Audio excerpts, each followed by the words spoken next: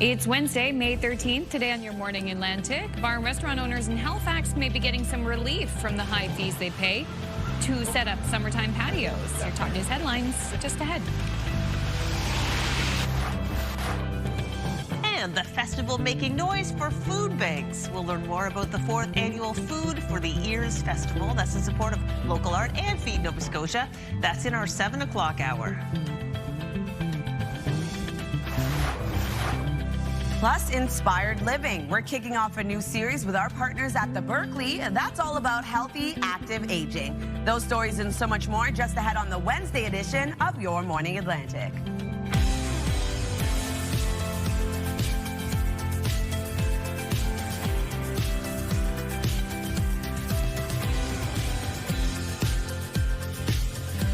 Hello! Come on in, halfway through the week already. It's 6:01 on this Wednesday, May 13th. So glad you're joining us. We have lots of fun stuff going on today. Another busy show. First of all, I'd like to just thank you both for bringing the spring color into the world. It's kind of chilly out there in the Halifax area. I know. We've got that segment with the Berkeley coming up called Inspired Living. It's going to be a series of segments. And when I do segments at places like the Berkeley, it actually is inspiring because I'm like, yes, that stage of life, kind of like your golden years. Yes. There's a lot to look forward to. Absolutely. It's just different, you know? So much so. And also, too, when you do those tours of the Berkeley as well, it's not only there, like, you have the community, but it's also gorgeous. Oh, it's stunning. Beautiful. Everyone's just really active. Love that. I know my grandma, he'll be 95 next week. Wow. While she's moved into the home my sister manages in Ontario, and she told me several times that I visited her, I love this place, Crystal. That's having awesome. so much fun. And I didn't know she'd like it because she lived on the farm. She was independent. I mean, last summer she hurt her finger because she fell off the tractor. Oh my gosh. But that's because she was on the tractor. Yeah, she was doing it. But she's like, no, I'm still doing it, but I'm just now surrounded by people. That's amazing. Yes, community. Exactly. Yeah. Exactly. So, 6:02, weather-wise today, it did feel chilly, but there's hope on the horizon, I felt. I was just going to say, let's focus on the hope. This long weekend is looking mighty hot and sunny across so much of the region. Well, yes, we're talking double digits, 20s, and sunshine. Okay. Yeah. I don't believe something to look forward to. So today, here's a little bit of the bad news, I guess. We still have some snow for parts of Newfoundland and Labrador, as you can see over there. Cloudy, foggy bit starting off your day. A bit wet as well, so something to keep in mind when you are heading out. Periods of drizzle over in St. John's. That will taper off. Clouds will clear out, leaving some sunshine into the afternoon. It is much colder starting off the day across the region. Some temperatures below the freezing mark. As of right now, 2 degrees heading outdoors in Fredericton as well as into Halifax. 4 degrees in Charlottetown with 3 in Sydney. 8 degrees in St. John's, Newfoundland. Still holding on to that special weather statement until overnight tonight with periods of snow at around 10 to 15 centimeters now. We also have a wind warning in effect for this evening until overnight for parts of Labrador. Over to our satellite and radar. So we do still have a bit of shower activity for parts of the region, specifically across parts of Newfoundland. Periods of snow for parts of Cape Breton Island and parts of Newfoundland and Labrador early this morning. Here's a look at the wind forecast. It will be picking up, a bit of a breezy day ahead. As of right now, 39 kilometers per hour for sustained wind in North Cape, 26 into Grand Etang in Sydney, 20 in Canso and Halifax, wind gusts of 43 kilometers per hour in Sydney. We'll take a look at your midweek forecast coming up, but first a look at your local news with Amanda.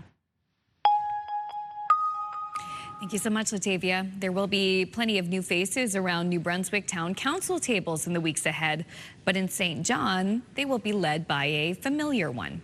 I've worked hard in that team that I've been with. We've worked hard. We had a 5-year versus a 4-year term. We did a lot of heavy lifting. A lot of it was unpopular, you know, but a lot of it was great work. Donna Reardon has been re-elected for a second term. She's one of 40 incumbent New Brunswick mayors to return to the lead seat on council, while 37 municipalities will see first-time mayors like Moncton's Sean Crossman and Fredericton's Steve Hicks. Elections NB says voter turnout across the province was 40%. That's an improvement of about 8% compared to previous municipal votes. Councils will be sworn into their new roles over the next several weeks.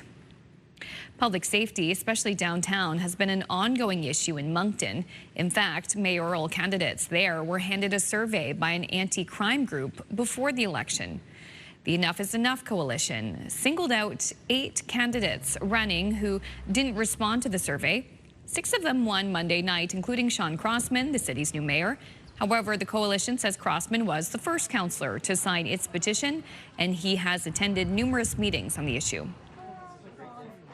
When you have chats with Sean, I mean, he speaks that, public safety is his number one. I think even when you go to his website and have a look at on his platform what his priorities are, Sean knows there's a problem. He agrees with us. There's a problem. The coalition was formed last fall and has more than 3,000 signatures on its petition. The group plans on meeting the new councils of Moncton, Dieppe, and Riverview in June. Halifax Regional Council is eager to see if it can get some of the recently announced federal money for sports to help pay for the controversial rebuild of the Halifax Forum. Council voted to spend $126 million to rebuild the old structure in a tight vote back in March. Some councillors hope a new $755 million federal fund could help cover the cost. It's been no secret in my thoughts on the forum, and I'm concerned about the big price tag on the forum. So if that funding could assist, I think that'd be a great application. There's always demand. There's always some reason. Unfortunately, recreation and community centers often are the ones that are left behind because whatever the problem of the day is gets the loudest voice and the most money. The mayor is among those opposed to the project, arguing a public-private partnership should be explored instead. Bars and restaurant owners in Halifax may be getting some relief from the high fees they pay to set up summertime patios. As we told you here yesterday, businesses are required to pay the city about $1,000 to set up their outside tables, and combined with construction costs, the effort can be fairly expensive.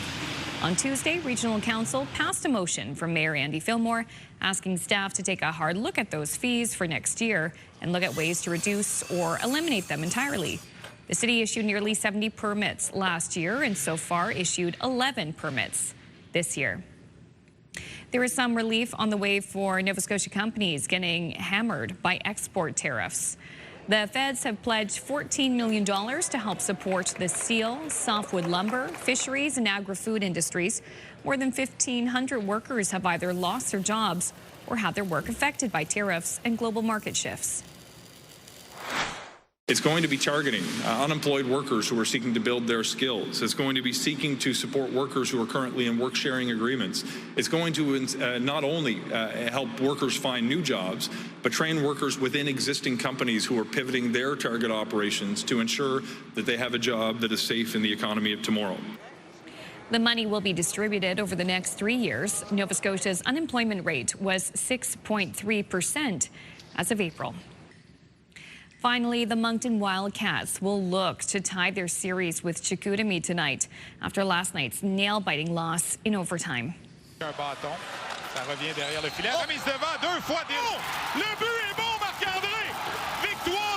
That dramatic overtime goal gave Chicoutimi a 5-4 win over the Cats and a 2-1 final series lead. Game 4 is tonight. It's still in Chicoutimi at 8 p.m. Atlantic time, and Game 5 will return to the Avenir Centre in Moncton Friday night, and that game's going to be at 7 p.m. But yes, the Wildcats looking to tie the series tonight. Okay, let's go Cats. Yeah, there we go. Yeah, and hopefully the games will result in their favor when they return home Friday. There's nothing like a nail-biting loss. That is a sad one. I know, in overtime, yeah. Let's talk about wedding season, shall we? Okay. I do love to look at wedding dresses, but this is a different kind of wedding story. People in the wedding dress business are making adjustments to keep up with the popularity of weight loss drugs. The rising popularity of GLP-1 weight loss drugs has created a heightened level of size anxiety among brides worried about their dress fitting their changing body. David's Bridal says the worries have led to frequent alterations and new fitting policies to help stressed out brides. So the company is now allowing a dress to be held right before the wedding to guarantee that it fits properly.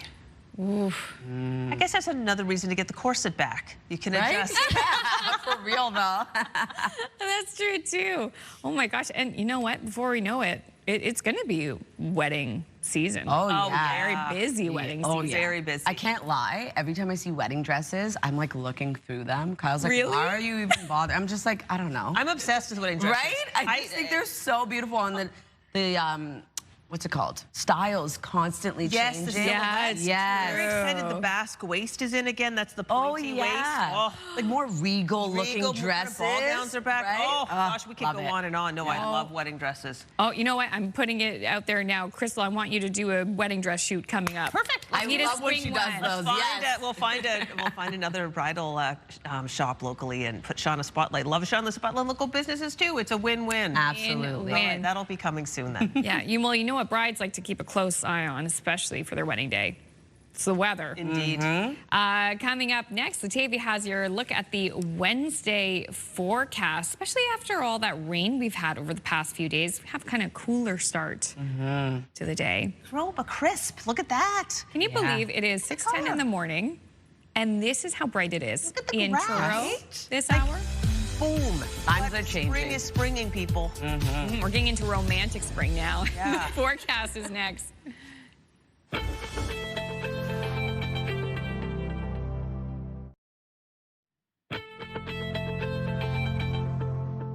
Good morning and welcome back. The time now is 6:13. We're taking a live look at Lockport. Beautiful sunrise starting off your day.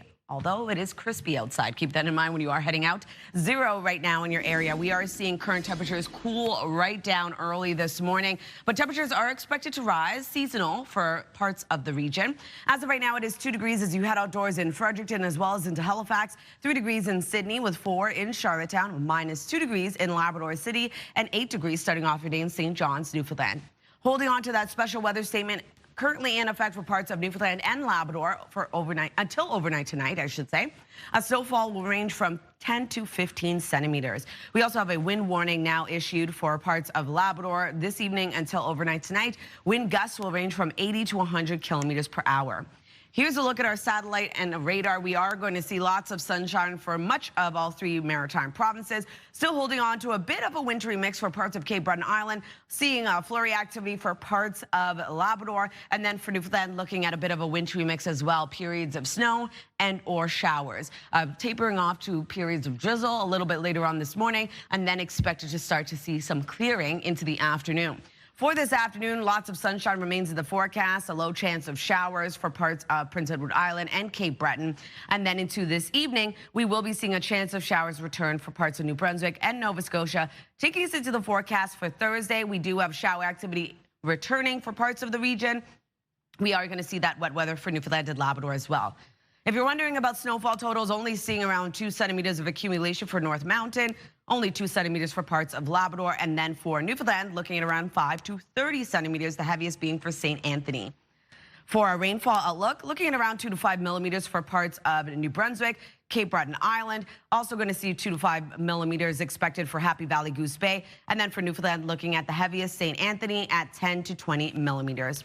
For forecast today for New Brunswick, daytime highs will range from 12 to 17 degrees, being the warmest to Miramichi. We are going to see sunshine across the province today, a chance of showers this evening.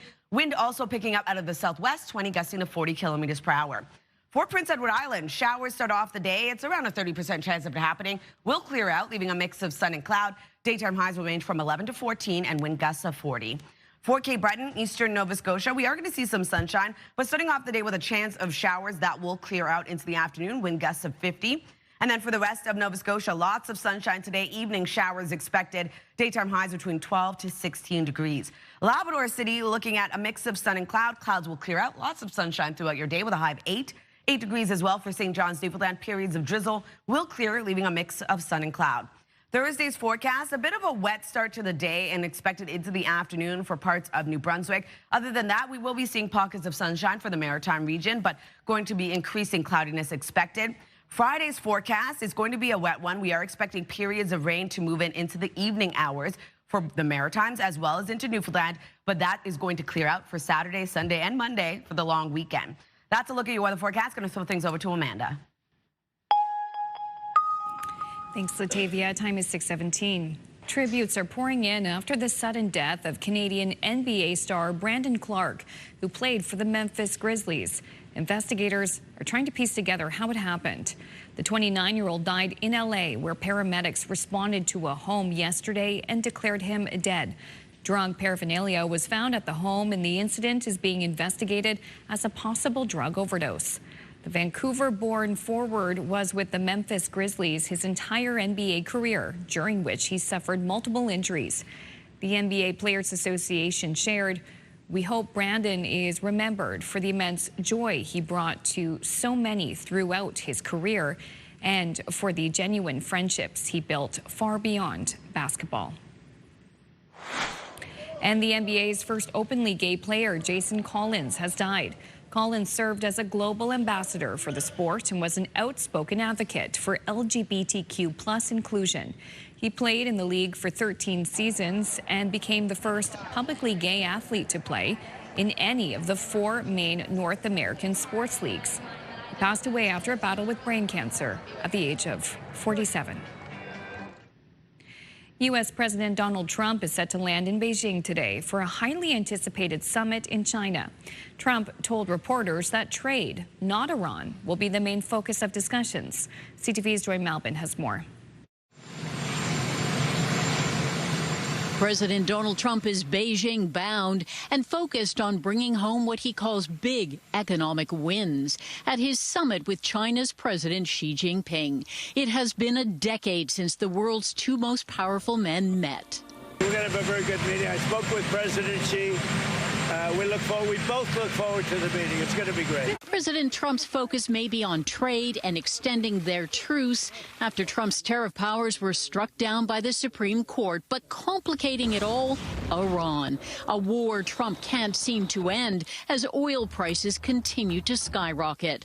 Trump declared the ceasefire with Tehran on life support and suggested China's president could play a role, using his influence on Tehran, a key ally and oil supplier, to reopen the Strait of Hormuz and get global energy flowing again. We're going to have a long talk about it. You look at the blockade, no problem. They get a lot of their oil from that area. We've had no problem, and he's been a friend of mine. He's been somebody that we get along with. It's a big ask. Well, President Xi has made Taiwan his priority in this superpower summit. Beijing wants Trump to cancel or delay an $11 billion arms deal to the self-governing island that China claims as its own. That's the card that America can play, exchange Taiwan in order for some sort of peace deal for which Trump can claim victory and turn the page. President Trump would like nothing more, bringing an all-star lineup of CEOs from Tim Cook to Elon Musk, hoping to score trade deals. Instead, the war hangs over this summit. His defense secretary telling Congress the U.S. has a plan to escalate the war if necessary. CTV's Joy Malbin reporting in Washington. Finally, some encouraging news from the head of the World Health Organization, who says at this point there were no signs of a broader hantavirus outbreak. All 4 were and continue to be well and have no symptoms. The final group of 28 passengers who were on board the cruise ship have been evacuated by air to the Netherlands. 3 people from the ship have died from the virus. In Canada, 9 people are being monitored, 4 in BC, 2 in Alberta, and 3 in Ontario. And that was BC's public health officer, Dr. Bonnie Henry there. Quick break. When we return, we'll have your must-see moment from our colleagues at TSN. Your Morning Atlantic will be right back right after this. Please stay with us.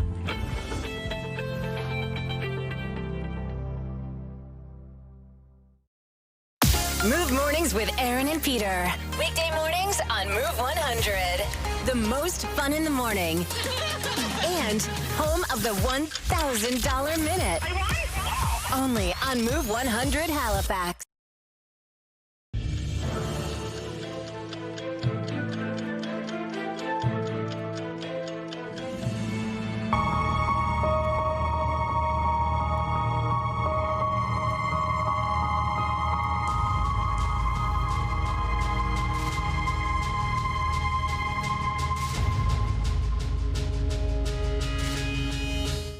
Welcome Welcome back. It's 6:25 on this Wednesday morning. Time now to check in with our friends at TSN Sports Center for today's must-see moment.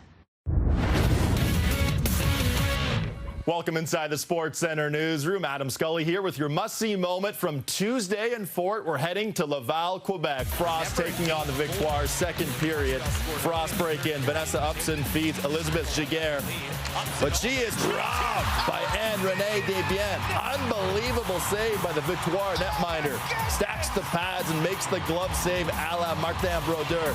Desbiens, highlight reel save, earned your must-see moment from Tuesday. Wednesday on TSN, you can see WNBA action when the Storm visit the Tempo. Pre-game coverage starts at 6:30 p.m. Eastern, 3:30 Pacific. That's all from the Sports Center newsroom. Have a great day.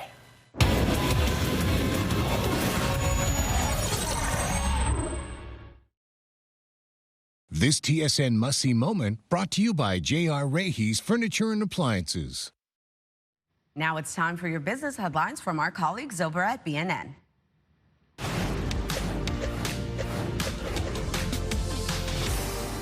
We have the first tally of refunds for American tariffs. The U.S. Customs Agency says it's processed refunds plus interest totaling over $35 billion so far. When the U.S. Supreme Court deemed the U.S. president's tariffs illegal in February, exporters and retailers lined up to get their money back. It's estimated Walmart alone is owed over $10 billion. Here are the closing numbers for the day. The Canadian dollar is down to 73. West Texas Intermediate is up over $4 to 102.37. Western Canadian Select up over $2 to 77.82. And the TSX gained 151 points today. Those are your business headlines. I'm Morella Fernandez. Taking a look at our 3-day forecast, sunshine across New Brunswick today with a high of 17. A chance of showers returns into the evening. On Thursday, we're looking at isolated showers for much of the province. 19 degrees on Friday, a mix of sun and cloud with isolated showers returning. For Nova Scotia, looking at 14 degrees today. Lots of sunshine for much of the province. We do have some shower activity for Cape Breton Island, though. Evening showers expected across the province. 14 degrees yet again on Thursday, looking at a mix of sun and cloud. A chance of showers returns into the evening. On Friday, looking at scattered showers across the province. Evening rain, cooling down to 12 degrees. Prince Edward Island, 14 degrees today. Isolated showers clear, leaving sunshine into the afternoon. Sunshine continues on Thursday with a high of 18, cooling back down to 12 on Friday. Isolated showers transitions over to rain.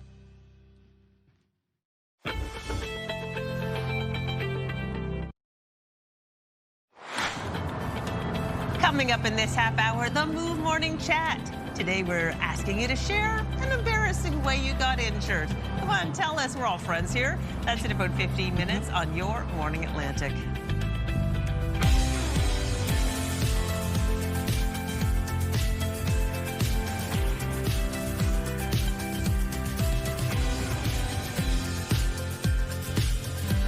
Hey, happy Wednesday, midway through the week. Thank you so much for joining us on this, Wednesday morning. Lots of green grass up there because of all the rain that we've received. Right? So are we getting more rain today? Or we get more clearing skies? A little bit of everything. That's literally. Do tell. Yeah, we are going to see sunshine for much of the region. We do still have a bit of precipitation as well as some snowfall for parts of the region as well. Okay. Labrador? Yep. Newfoundland, Cape Breton. You know. Oh, Cape Breton getting some of that snow. Yeah, but it's quite light in its activity, at least for Cape Breton.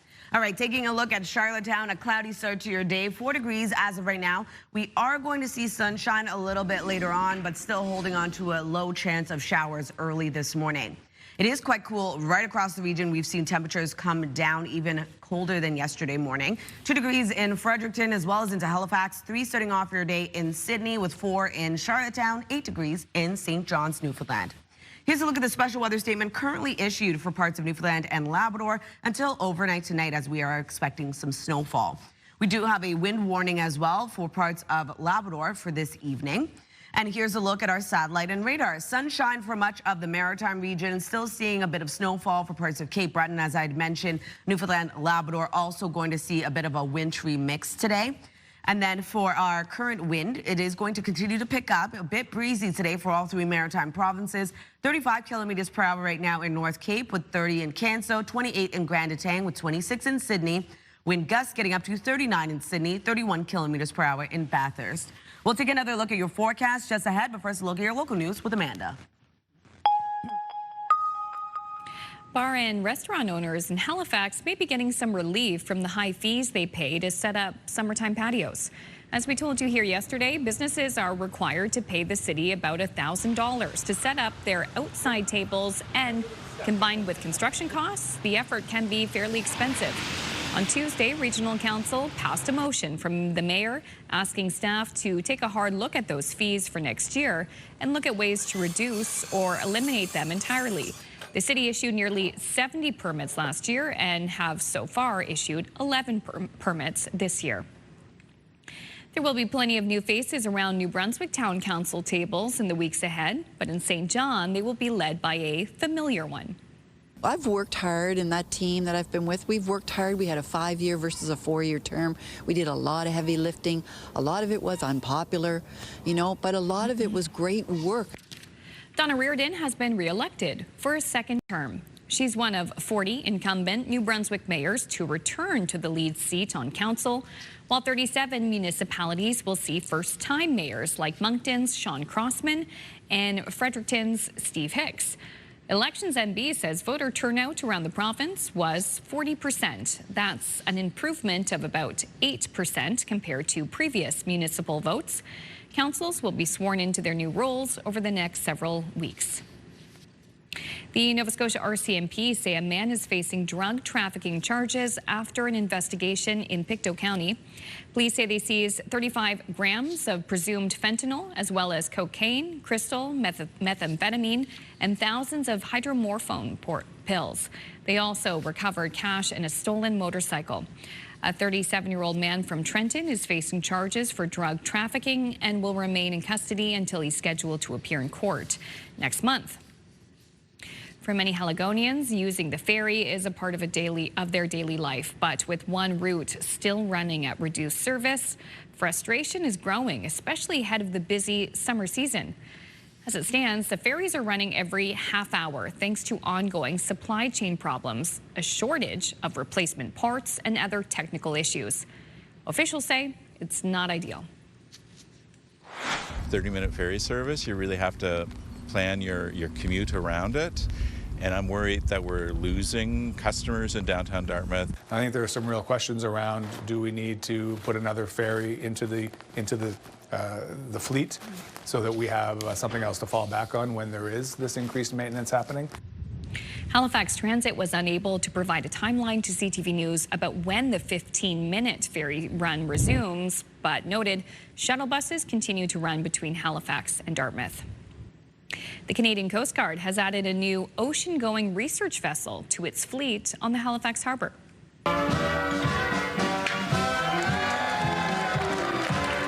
The ship officially went into service yesterday at its home port in Dartmouth at the Bedford Institute of Oceanography. Among its many duties, this floating lab will help with marine surveys and scientific research into the impact of climate change on the ocean and Canada's East Coast. It's really touchy for my heart. I want to say thank you, the one who was decided, and I hope this ship will help us to know more about environment, because the environment, it's not easy to be survived. Family members of the highly respected Inuk elder for whom the ship is named were also on hand to take part in the christening. To the ice now. The Moncton Wildcats will look to tie their series with Chicoutimi tonight after last night's nail-biting loss in OT.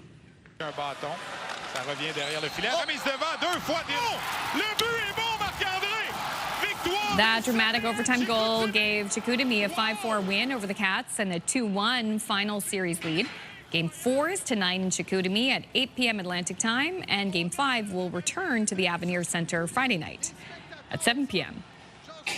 And a thrilling finish in PWHL semi-final playoff action. Sling back for Ambrose. Ambrose on the ground, pull in. Her shot, she scores!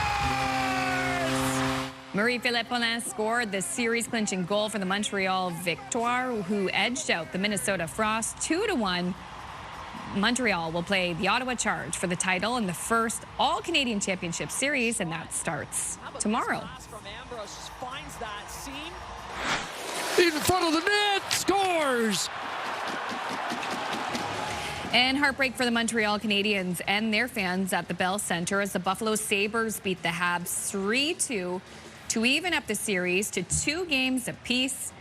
Game 5 also goes Thursday, and that's going to be back in Buffalo.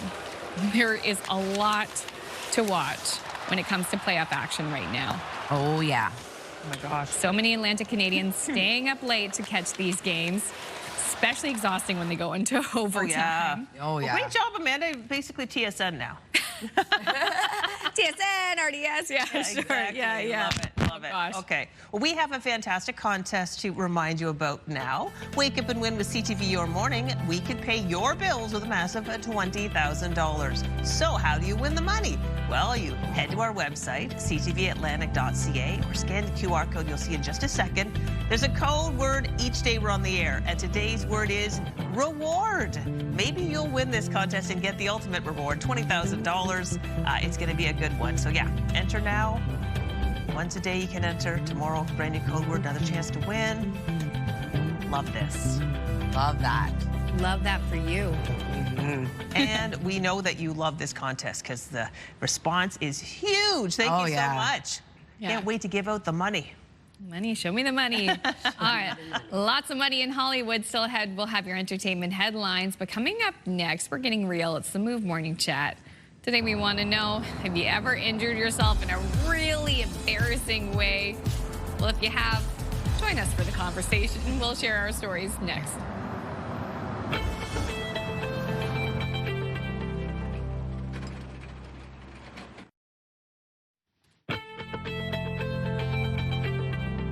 Beautiful sunny start to the day over in Yarmouth. Welcome back. The time now is 6:42.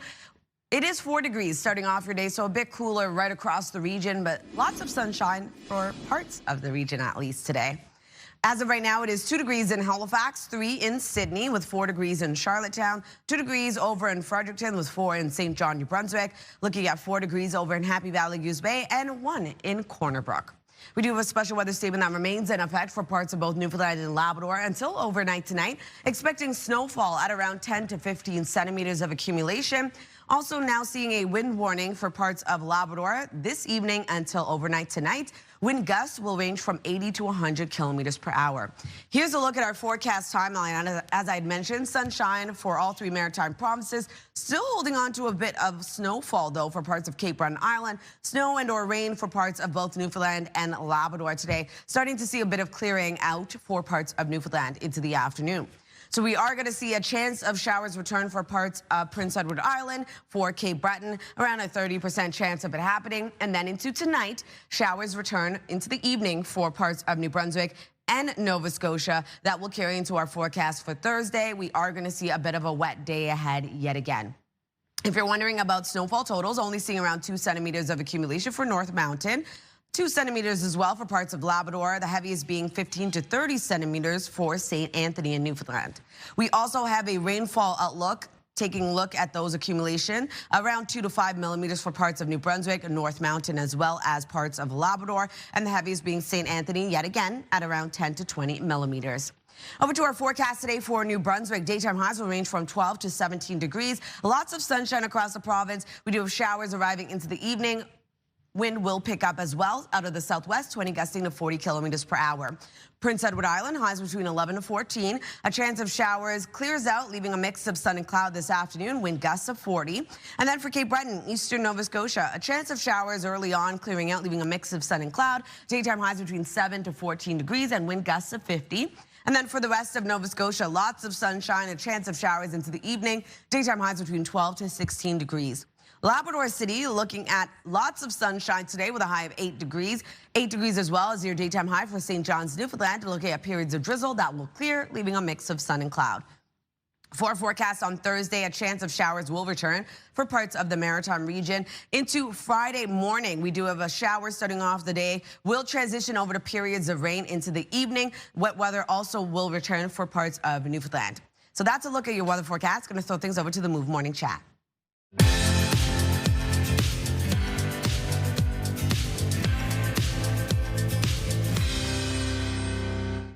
Move Mornings, Aaron Hopkins and Peter Harrison joining us this morning for the Move Morning Chat. Having some fun with this one, and don't be embarrassed, but we want you to tell us your embarrassing injury story. And Aaron has chosen this topic today. Why are we talking about this, Aaron?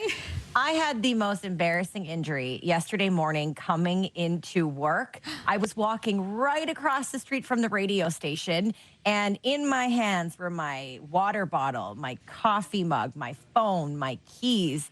I was running across the street. I don't know what I tripped on, but I face planted in the middle of the street, and there was a car that had just turned on the street. So they were saying, hey, are you okay? What's going on? Meanwhile, I've got my noise canceling headphones on. I have no idea what they're saying to me. They watched the whole thing. I came into the studio covered in mud. I was bleeding. I had grass everywhere. I walked by the same place this morning to see what I tripped on.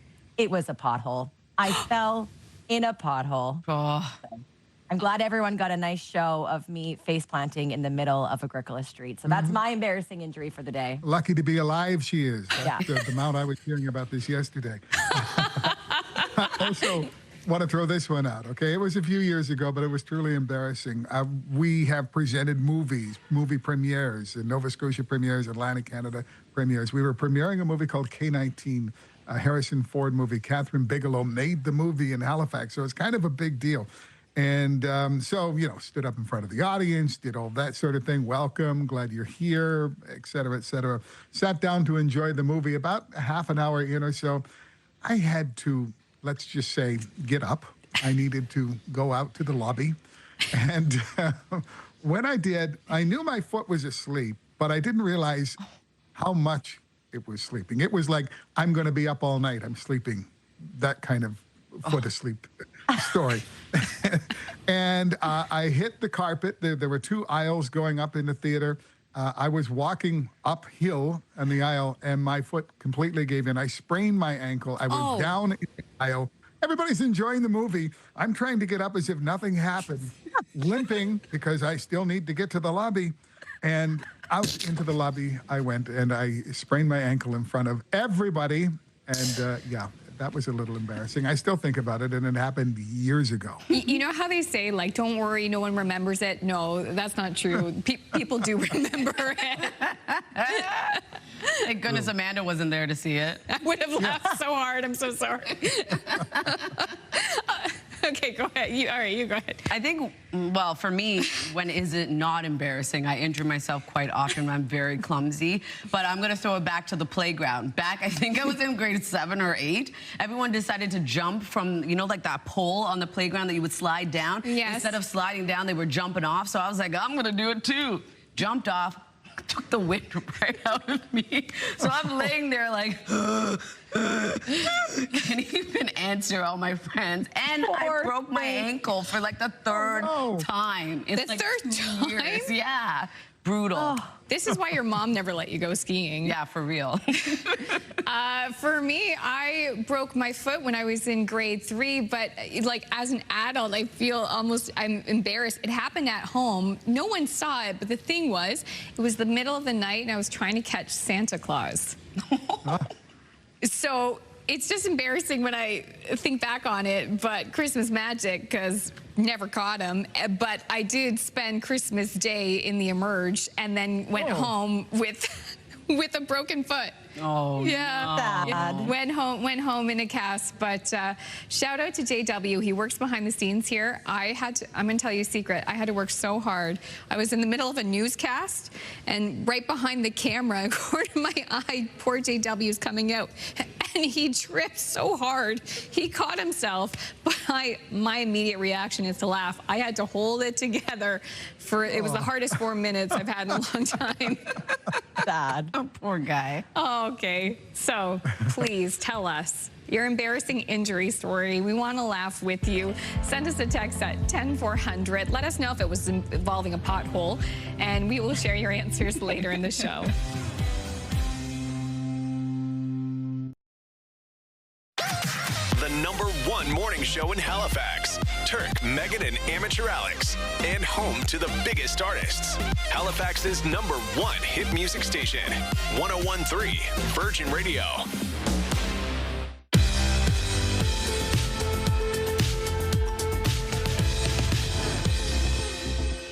Welcome back. The time now is 6:54. We're going to take a trip over to Hollywood and take a look at those entertainment headlines. What can you do? Weird Al Yankovic is ready to take a bite out of Broadway. The comic parody musician behind such hits as Eat It and Like a Surgeon is working to bring his 4-decade-long song catalog to the Great White Way.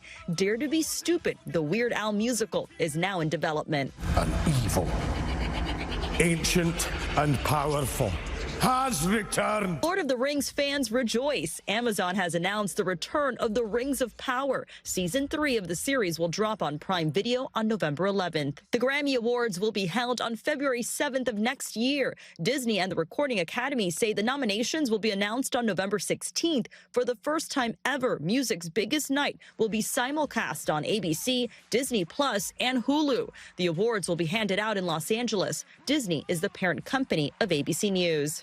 And happy birthday to Grammy winner Stevie Wonder, who is 76 today. That's what's happening in Hollywood. Melissa Adon, ABC News. Oh, Sir Duke. All right, happening now in local news. Bar and restaurant owners in Halifax may be getting some relief from the high fees they pay to set up summertime patios. Just yesterday, Regional Council passed a motion asking staff to take a hard look at those fees for next year. We'll have more details just ahead. Plus, in New Brunswick, the province is proposing a major overhaul of lobbying rules that would require hundreds more people to register their efforts to influence politicians. Plus, we'll have the story on Black Canadians and Human Resources. They're sharing their experiences at a first-of-its-kind event in Halifax. We'll have those stories just ahead at the top of the 7 o'clock hour. But first, it's a look at the 3-day forecast with Latavia. Thanks, Amanda. Starting off in New Brunswick, 17 degrees today, so remaining seasonal for much of the province. Lots of sunshine across the province. We do have a chance of showers returning this evening. Then on Thursday, 17 degrees yet again. We do have some isolated showers returning. And then on Friday, another wet afternoon ahead. 19 degrees is your daytime high, a mix of sun and cloud, and we have those showers. For Nova Scotia, 14 degrees today, mainly sunny. We do have shower activity for Cape Breton Island, evening showers for the rest of the province. On Thursday, 14 degrees, sunshine returns with a mix of sun and cloud, a chance of showers into the evening yet again. And then on Friday, looking at scattered showers transitioning over to rain. For Prince Edward Island, 14 degrees, isolated showers will clear, leaving sunshine. Sunshine continues in the forecast on Thursday, warming up to 18 degrees, but cooling back down on Friday with 12 degrees. Isolated showers expected throughout your day, steady rain into the evening across the island. Time now, 6:56. Make sure to stick with us. We'll be right back after this.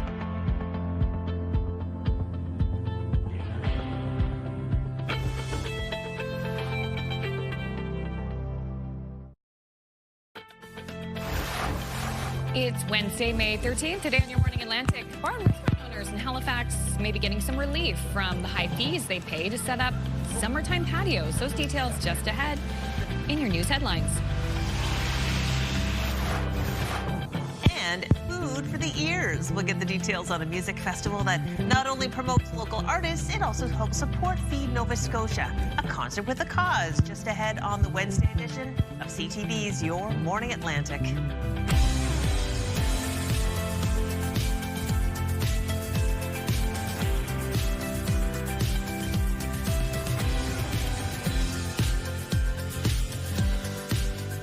Good morning, Atlantic Canada. Thank you so much for joining us. The time now is 7 o'clock. We're going to see lots of sunshine today, although it's quite cool to start. But sometimes it's a sign that it is getting sunnier. It's true. Yeah, that is a good point. I love the positive outlook. Yeah. I think it might be a little mic issue. It's going boom. I think it's me. Boom. Yeah. Oh, is it? Okay. Possibly. All right. Half of television is audio. which is something fixing. Oh, no. Latavia just got Just calling me out right now. She says it's Latavia's. I'm sorry. It's okay. Something's fishy.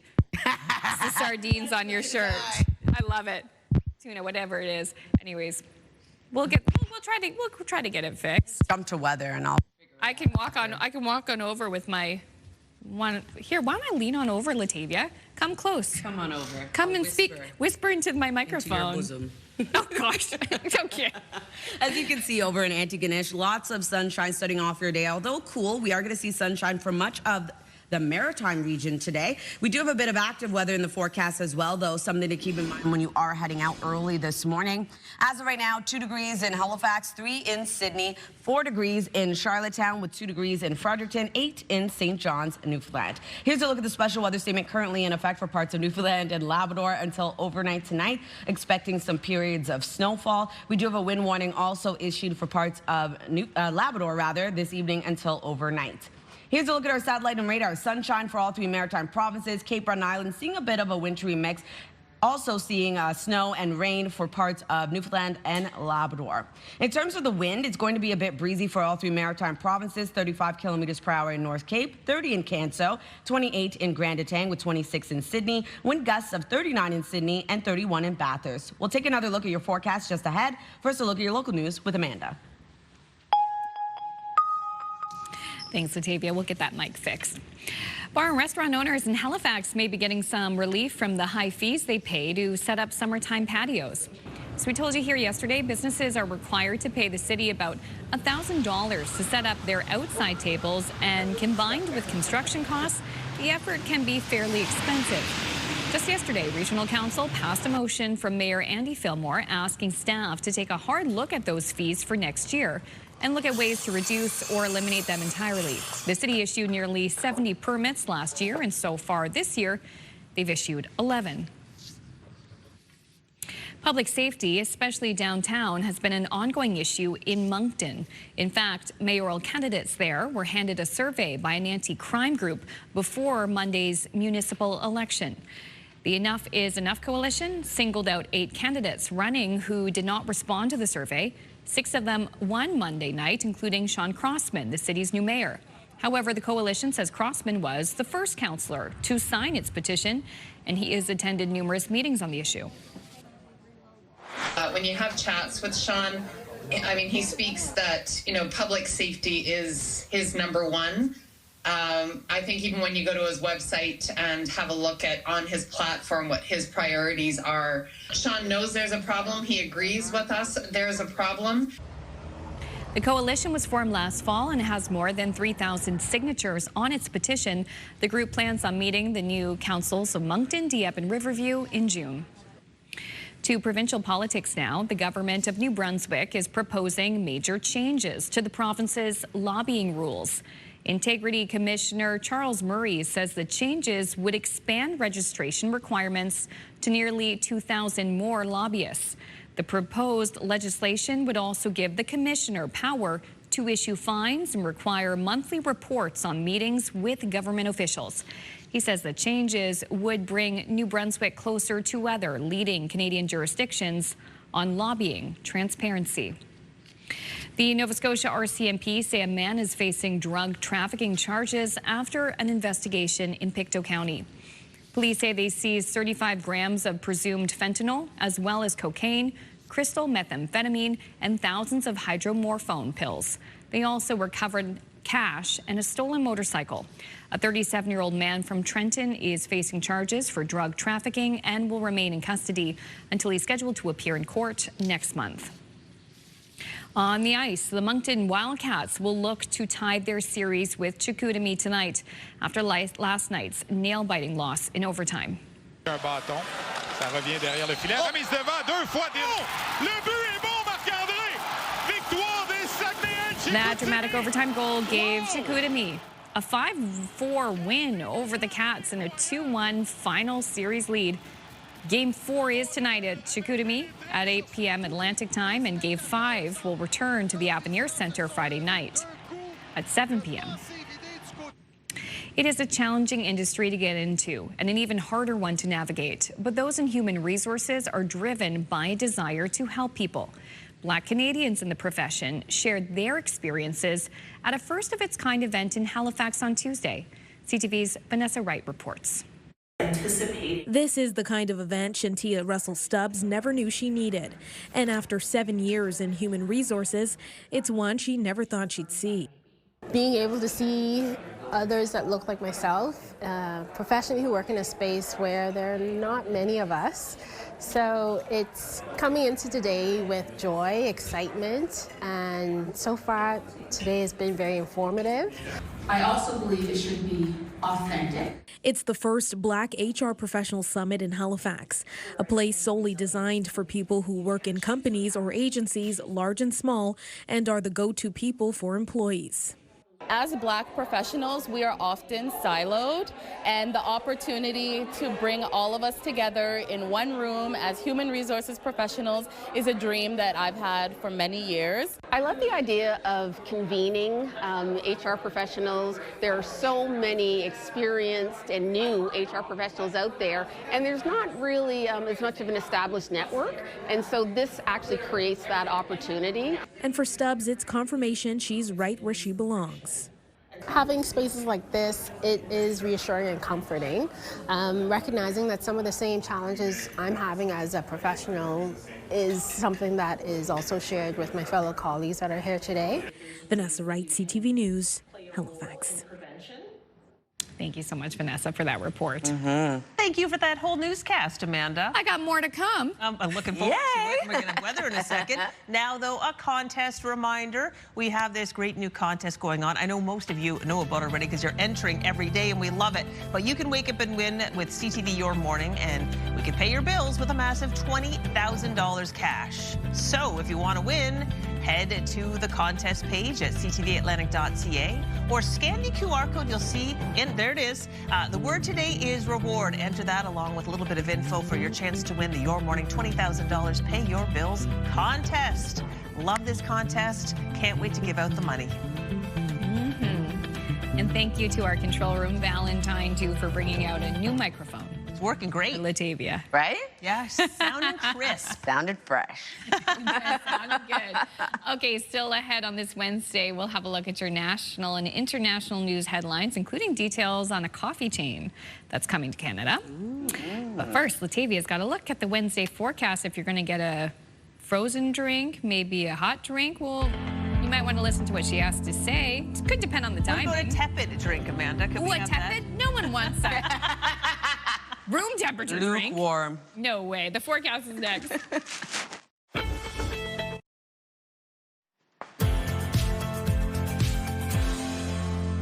We're loading this morning. Just kidding. Welcome back. The time now is 7:12. We're taking a live look at a sunny start to the day in Halifax at the Armdale Roundabout. Currently cool, though, right across the region. 3 degrees as of right now. Temperatures will warm up, remaining seasonal for your daytime highs. So we are expecting those current conditions to warm up a little bit later on, but when heading out early this morning, make sure to layer up. As of right now, it is 3 degrees as well in Fredericton, 5 degrees starting off your day in Charlottetown with 4 in Sydney, 6 degrees in St. John's, Newfoundland. Still holding on to that special weather statement currently for parts of Newfoundland and Labrador until overnight tonight. We are expecting some periods of snow at around 10 to 15 centimeters of accumulation. We also have a wind warning now issued for parts of Labrador until this evening and overnight. We are expecting wind gusts to pick up between 80 to 100 kilometers per hour.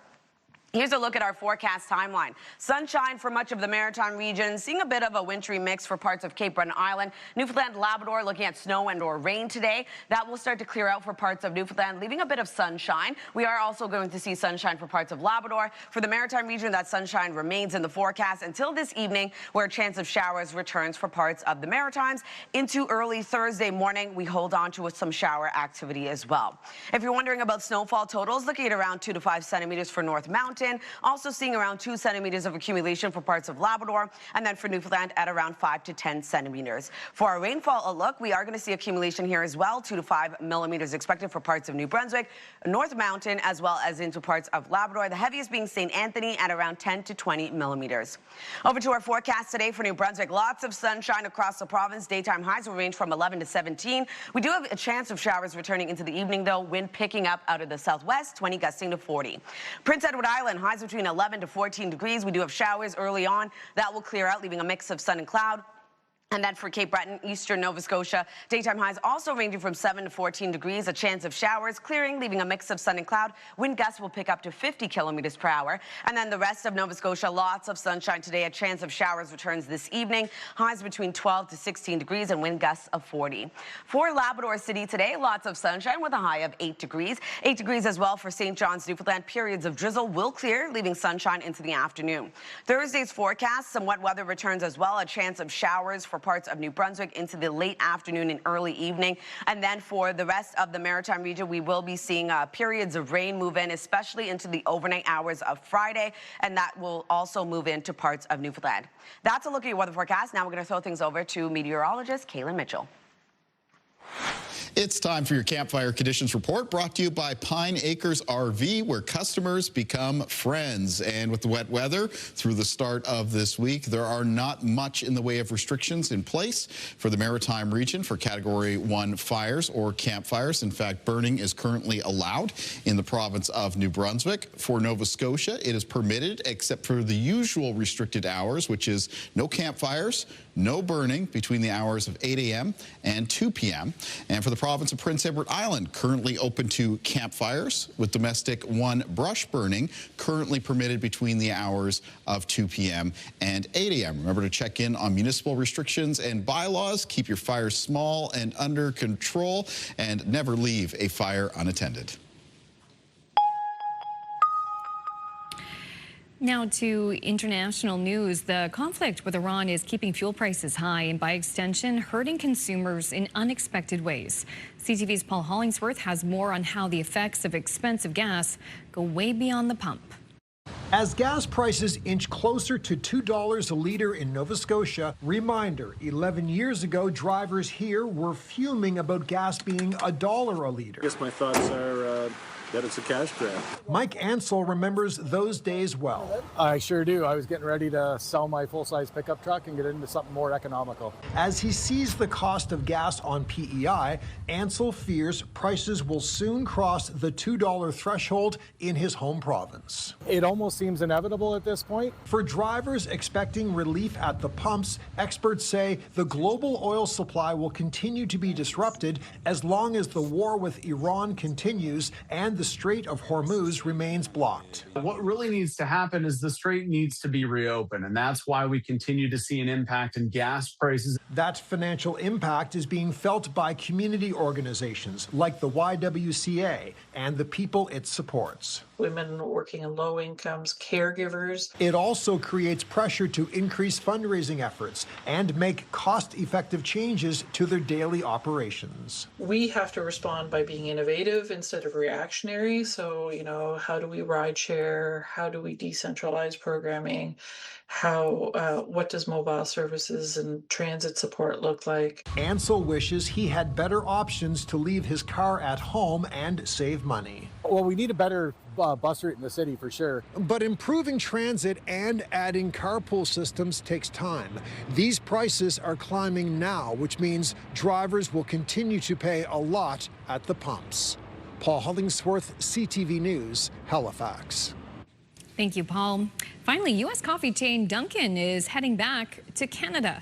Canadian restaurant operator Foodtastic says it has signed a master franchising agreement with Dunkin' owner Inspire Brands to open hundreds of locations across the country. Foodtastic, which also runs Second Cup, Milestones, and Freshie, says its first Dunkin' will open in late 2026 or early 2027. Dunkin' once had hundreds of Canadian locations but closed in 2018. It's unclear how many Dunkin' are coming to Atlantic, Canada. Quick break here on your Morning Atlantic. When we return, Crystal will get more information on the Food for the Ears Music Festival. in the cause it supports. That's on the other side of this break. Please stay with us.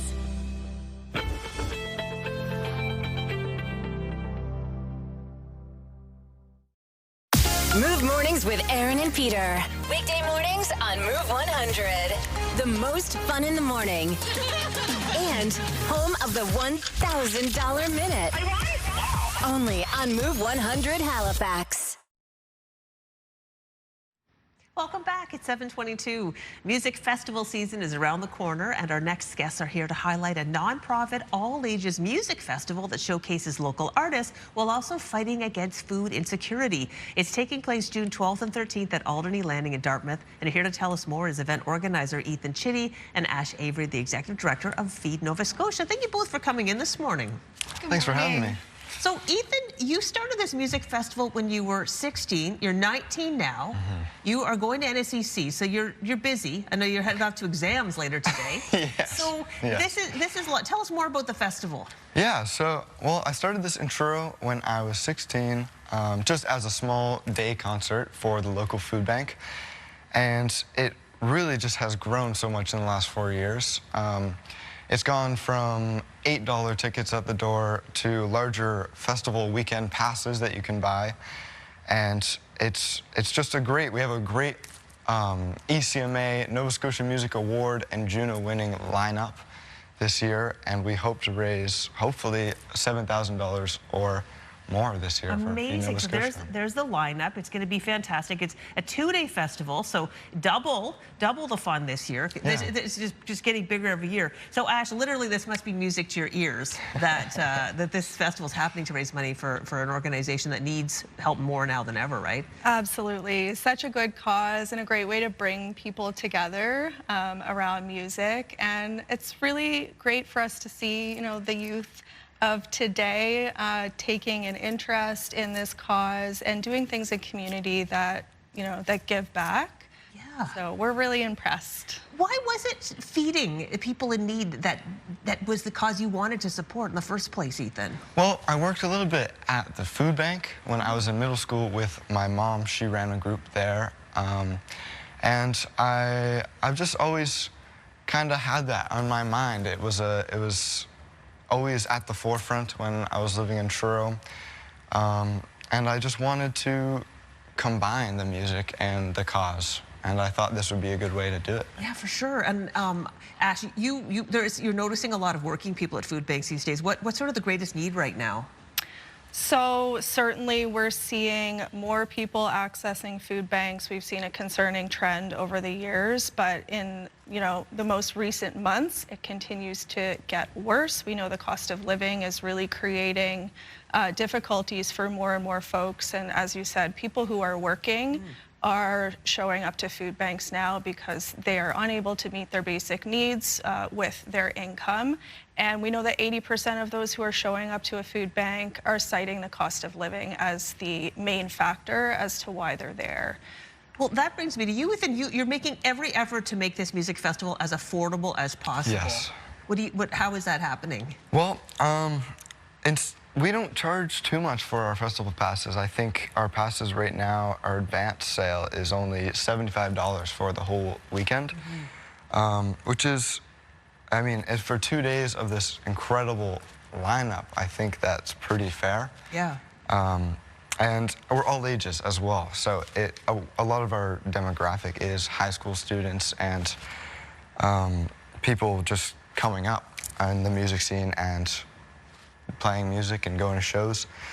So yeah, it really means a lot to us to be affordable, because I remember when I was a kid and going to these shows, I couldn't put $200 into a music festival. For sure. Yeah. Yeah, $75 for 2 days of music in this day and age is a wonderful value. Well, thank you both for coming in this morning. We put the information on our website if you want to go and check it out, because it's going to be fantastic. And yeah, good luck to you this weekend. Thanks so much. And Ash, yeah, great to see you again. You too. All right, Latavia, we'll turn things over to you now with a look at the 3-day. Thanks, Crystal. Starting off in New Brunswick, lots of sunshine today, a seasonal high of 17 degrees. We do have a chance of showers returning into the evening. Isolated showers continue on Thursday, yet again a high of 17. Warming up to 19 on Friday, looking at a mix of sun and cloud. Isolated showers return yet again. For Nova Scotia, 14 degrees today, mainly sunny skies with evening showers. 14 degrees yet again on Thursday, lots of sunshine, a chance of showers yet again into the evening. Scattered showers on Friday, transitions over to rain, cooling down to 12. Prince Edward Island looking at 14 degrees. Isolated showers will clear, leaving sunshine. Sunshine continues on Thursday, warming up to 18 degrees. Cooling back down on Friday, though, to 12. Isolated showers transitions over to evening rain.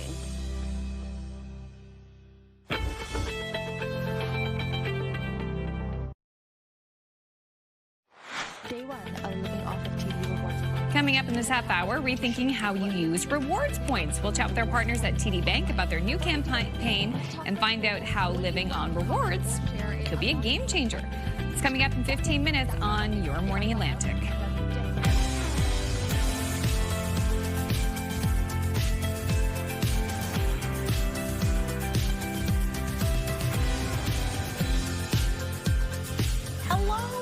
Halfway through the show, come on and join us. We're so happy to have you along on this Wednesday, halfway through the week. Look at that. Peeked outside and it is crisp out there, but gosh, the sun is gorgeous. It is. It's so nice to see sunshine. And halfway through the month of May, almost. That's wild. Can you believe That's that? wild. May 13th today. Oh my gosh, so wild. Now, we're going to be talking about living on rewards points. That is fun. Rewards are fun. Yeah, and they are. To be able to maximize it, I'd love to know. My friend is a real computer whiz, and she set up this algorithm. I'm talking like, she literally is like a scientist. And she has this whole reward system. Oh my gosh. Wow, so she maximizes the Oh yeah, points. she knows what she's doing. But for the rest of us who do not have that kind of knowledge and know-how, I think it can be done wisely anyway. We'll be talking that a little bit later. I'll be all ears. Awesome, exactly. Jotting it down. Exactly. Ways to save. Anyway, we can save money. Yeah. Yeah. Save money on heat today, maybe. Eventually. Eventually. Not yet. Oh my gosh, this weekend, wow. Oh, yeah, this weekend right? things are heating right up. I love it. Yeah. Looks like it's staying around till Tuesday, but that, you know, it's early in the forecast, so.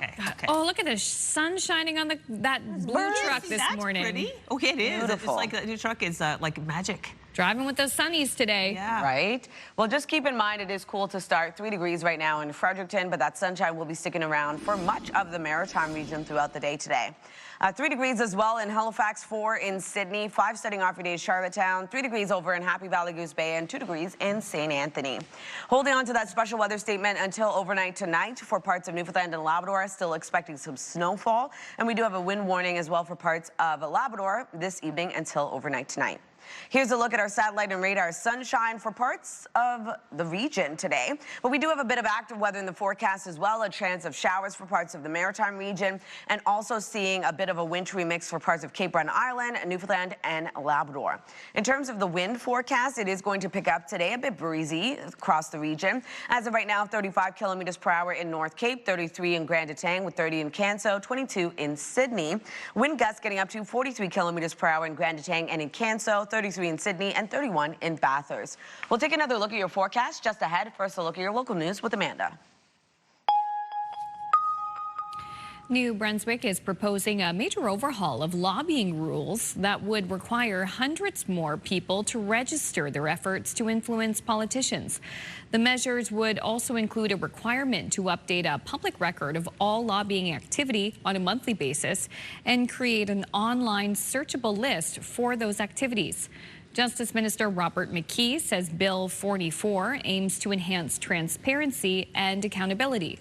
The legislation could cause the number of registered lobbyists to grow from fewer than 200 to more than 2,000 due to a definition change. Bar and restaurant owners in Halifax may be getting some relief from the high fees they pay to set up summertime patios. As we told you earlier this week, businesses are required to pay the city about $1,000 to set up their outside tables, and combined with construction costs, the effort can be fairly expensive. Just yesterday, Regional Council passed a motion from Mayor Andy Fillmore asking staff to take a hard look at those fees for next year and look at ways to reduce or eliminate them entirely. The city issued nearly 70 permits last year and so far issued 11 permits this year. And Halifax Council is eager to see if it can get some of the recently announced federal money for sports to help pay for the controversial rebuild of the Halifax Forum. Council voted to spend $126 million to rebuild the old structure in a tight vote back in March. Some councillors hope a new $755 million federal fund could help cover the cost. It's been no secret in my thoughts in the forum, and I'm concerned about the big price tag around the forum. So if that funding could assist, I think that'd be a great application. There's always demand. There's always some reason. Unfortunately, recreation and community centers often are the ones that are left behind because whatever the problem of the day is gets the loudest voice and the most money. The mayor is among those opposed to the project, arguing a public-private partnership should be explored instead. There will be plenty of new faces around New Brunswick town council tables in the weeks ahead, but in St. John, they will be led by a familiar one. I've worked hard in that team that I've been with. We've worked hard. We had a 5-year versus a 4-year term. We did a lot of heavy lifting. A lot of it was unpopular, but a lot of it was great work. Donna Reardon has been re-elected for a second term. She's one of 40 incumbent New Brunswick mayors to return to the lead seat on council, while 37 municipalities will see first-time mayors like Moncton's Sean Crossman and Fredericton's Steve Hicks. Elections NB says voter turnout across the province was 40%. That's an improvement of about 8% compared to previous municipal votes. Councils will be sworn into their new roles over the next several weeks. Some relief is on the way for Nova Scotia companies getting hammered by export tariffs. The feds have pledged $14 million to help support the steel, softwood lumber, fisheries, and agri-food industries. More than 1,500 workers have either lost their jobs or had their work affected by tariffs and global market shifts. It's going to be targeting unemployed workers who are seeking to build their skills. It's going to be seeking to support workers who are currently in work-sharing agreements. It's going to not only help workers find new jobs, but train workers within existing companies who are pivoting their target operations to ensure that they have a job that is safe in the economy of tomorrow. The money will be given out over the next 3 years. Nova Scotia's unemployment rate was 6.3% as of April. The Moncton Wildcats will look to tie their series with Chicoutimi tonight after last night's nail-biting loss in overtime. Un bâton, ça revient derrière le filet. Remise devant, 2 fois.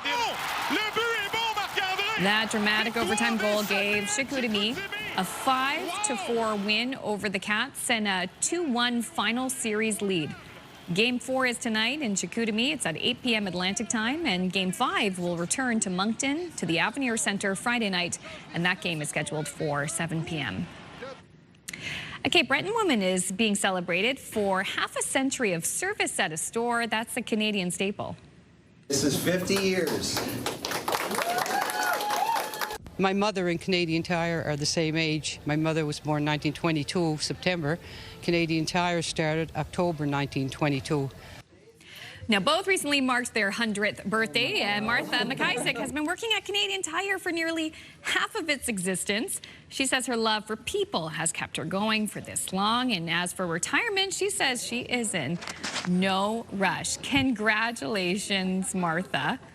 You can find her at the Canadian Tire in Sydney, a familiar face for sure. Yeah, she's zippy and youthful. She's got plenty of years left. I hope she continues to wear that tiara. Indeed. For the rest of her shift.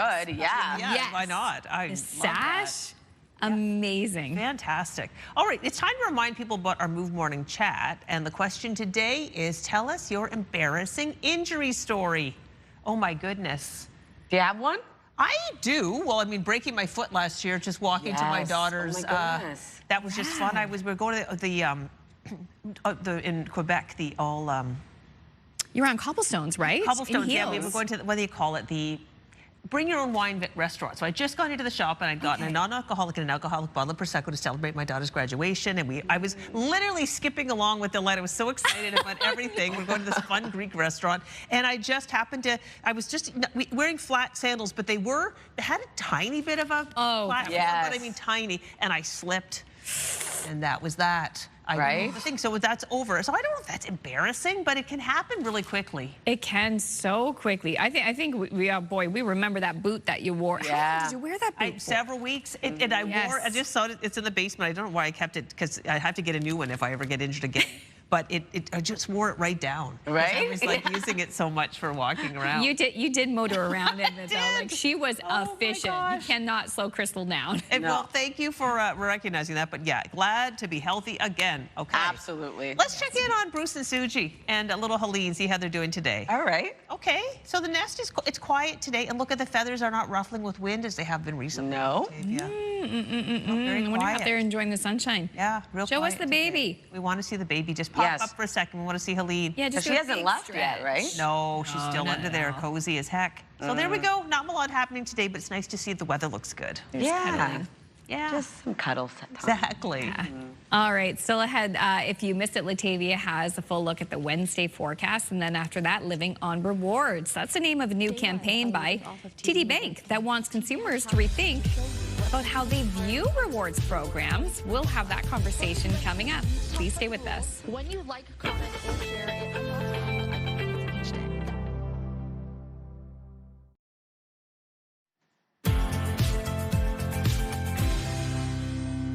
Good morning, Atlantic Canada, and welcome back. The time now is 7:44. We're taking a live look at Burnt Coat Head. A beautiful sunny start to your day. As of right now, it is 5 degrees in your area, so a little bit warmer than we're seeing across parts of the region. Cool to start early on. We are going to see temperatures rise, still remaining below seasonal to seasonal for our daytime highs. As of right now, it is 3 degrees in Halifax, 4 in Sydney, 5 degrees over in Charlottetown, with 3 degrees in Fredericton, 0 in Labrador City, and a bit warmer in St. John's, Newfoundland at 6 degrees. We do have a special weather statement currently issued for parts of Newfoundland and Labrador. This is until overnight tonight. We are expecting periods of snow at around 10 to 15 centimeters of accumulation. We also have a wind warning issued for parts of Labrador this evening until overnight. We are going to see those wind gusts pick up around 80 to 100 kilometers per hour. Here's a look at our forecast timeline. Lots of sunshine for much of the Maritime region. Also seeing some sunshine for parts of Labrador. But we do have some active weather in the forecast as well. A chance of showers and or snow for parts of Cape Breton Island. For parts of Labrador and Newfoundland, also seeing snow and or rain. So we are going to see that stick around into the afternoon for parts of both those provinces. And then into the Maritime region, a chance of showers returns this evening for parts of New Brunswick and Nova Scotia. That will take us into our forecast for Thursday, although there is sunshine in the forecast. We are also going to see a bit of precipitation. If you're wondering about snowfall totals, looking at around 2 to 5 centimeters for North Mountain, only around 2 centimeters of accumulation for parts of Labrador, and then for Newfoundland, around 5 to 10 centimeters of accumulation for Corner Brook and St. Anthony. For our rainfall outlook, 2 to 5 millimeters expected for parts of New Brunswick and North Mountain, as well as into parts of Labrador, heavies being for St. Anthony yet again, 10 to 20 millimeters. Over to our forecast today for New Brunswick. Lots of sunshine across the province today. Daytime highs will range from 11 to 17 degrees. And we are going to see a chance of showers return into the evening, wind gusts of 40. And then for Prince Edward Island, 11 to 14 degrees today. Isolated showers start off the day, clear out, leaving sunshine into the afternoon. For Cape Breton, eastern Nova Scotia, also going to see daytime highs between 7 to 14 degrees. A chance of showers early on, clearing out into the afternoon, leaving a mix of sun and cloud, wind gusts getting up to 50. And then for the rest of Nova Scotia, highs will range from 12 to 16 degrees. Mainly sunny skies today. A chance of showers this evening. For Labrador City, 8 degrees is your daytime high. Lots of sunshine as clouds clear out this afternoon. 8 degrees as well for St. John's, Newfoundland. Periods of drizzle start off the day. That will clear, and you will be seeing sunshine into the afternoon.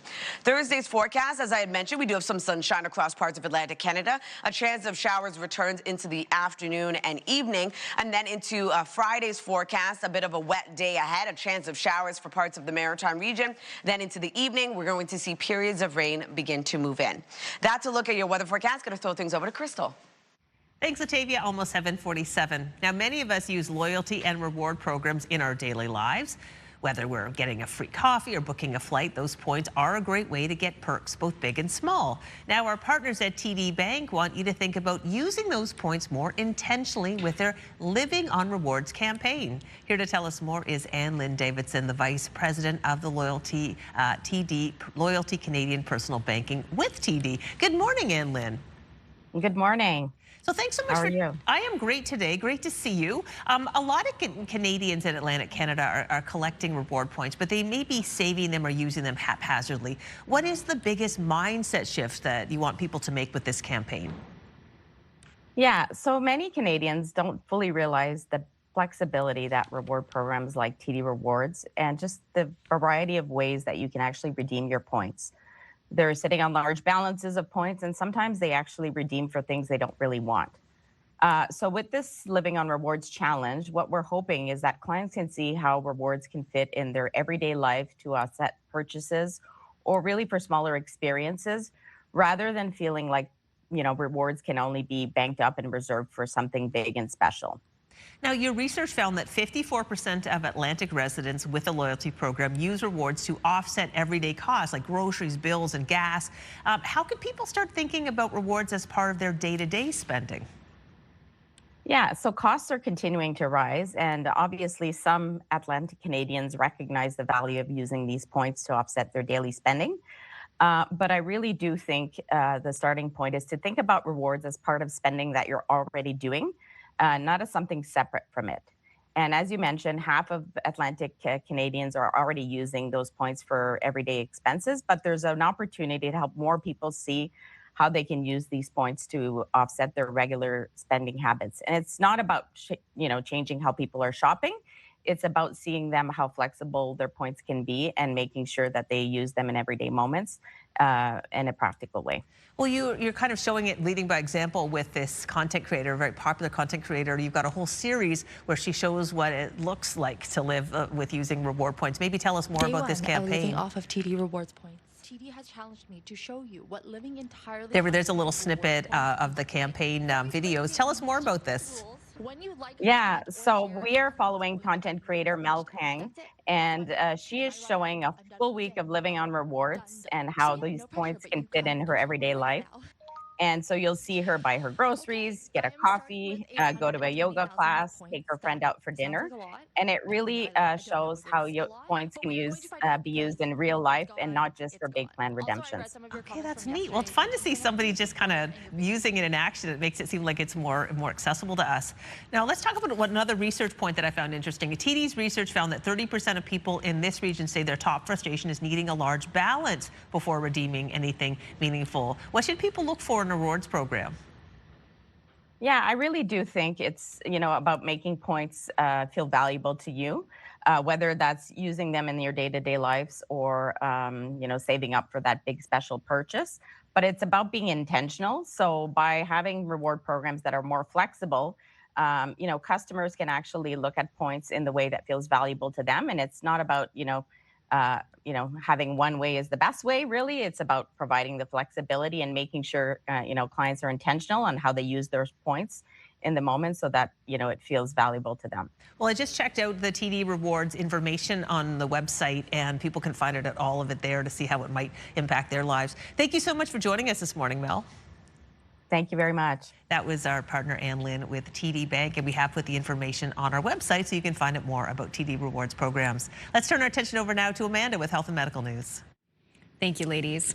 Health experts say it's not clear whether it's useful to test people who may have been exposed to hantavirus but don't have symptoms. It's one of the topics in Your Health.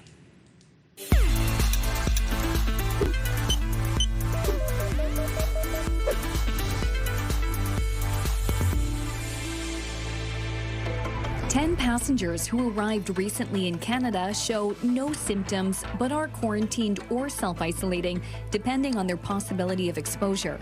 Experts say it's not clear whether it's useful to test people who may have been exposed to hantavirus but don't have symptoms. University of Saskatchewan hantavirus scientist Bryce Warner says a negative test in someone without symptoms wouldn't necessarily mean they don't have hantavirus because the incubation period can be several weeks.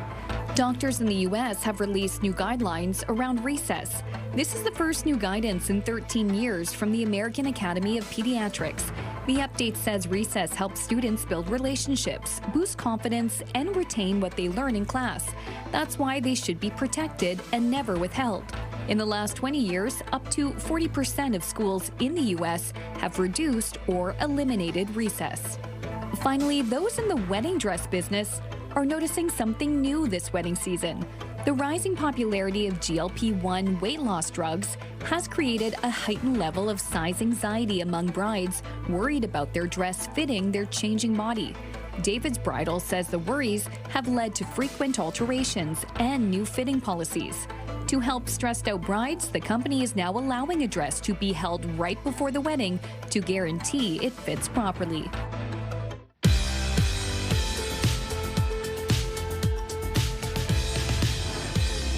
We have no milestones to pass along for you today, but if you'd like to see previously aired milestones or find out how to submit one, you can visit our website by scanning the QR code on your screen. And a reminder, milestones must be received 2 weeks in advance. A maritime teen has combined two of his passions and it turned into a business. Yeah, CTV's Emma Convey introduces us to a 14-year-old who's making a name for himself photographing local sporting events. While most teenagers watch the game, Zach Boone captures it.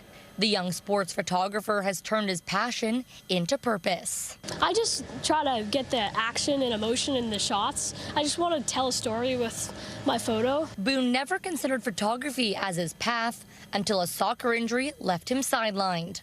I went to the emergency room and I had to get a lot of stitches, and I actually couldn't play sports for 5 months, I think.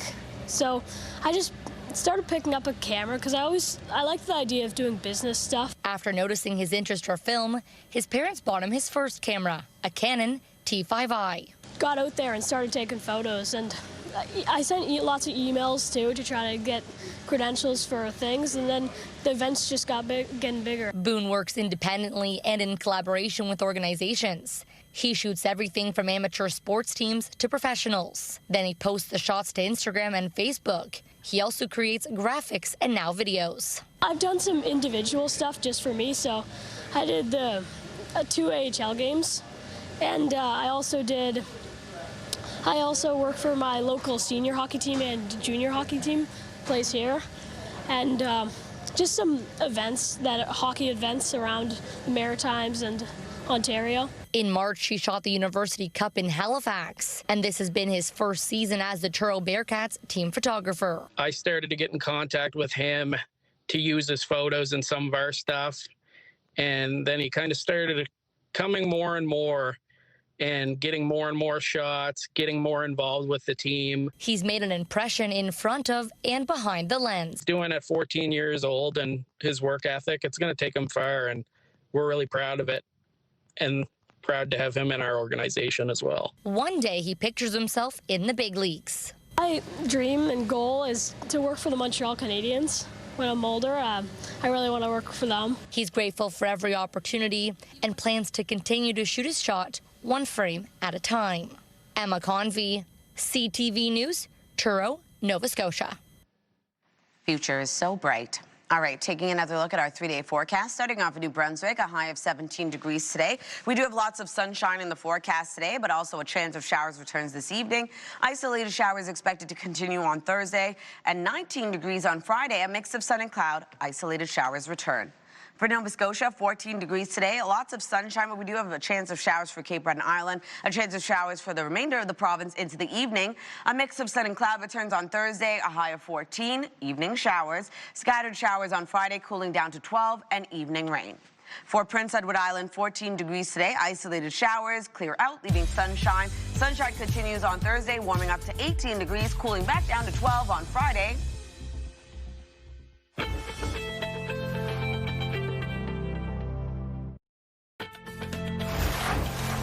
It's Wednesday, May 13th. Today on Your Morning Atlantic, bar and restaurant owners in Halifax may be getting some relief from high fees they pay to set up summertime patios. We'll have details just ahead in your news headlines.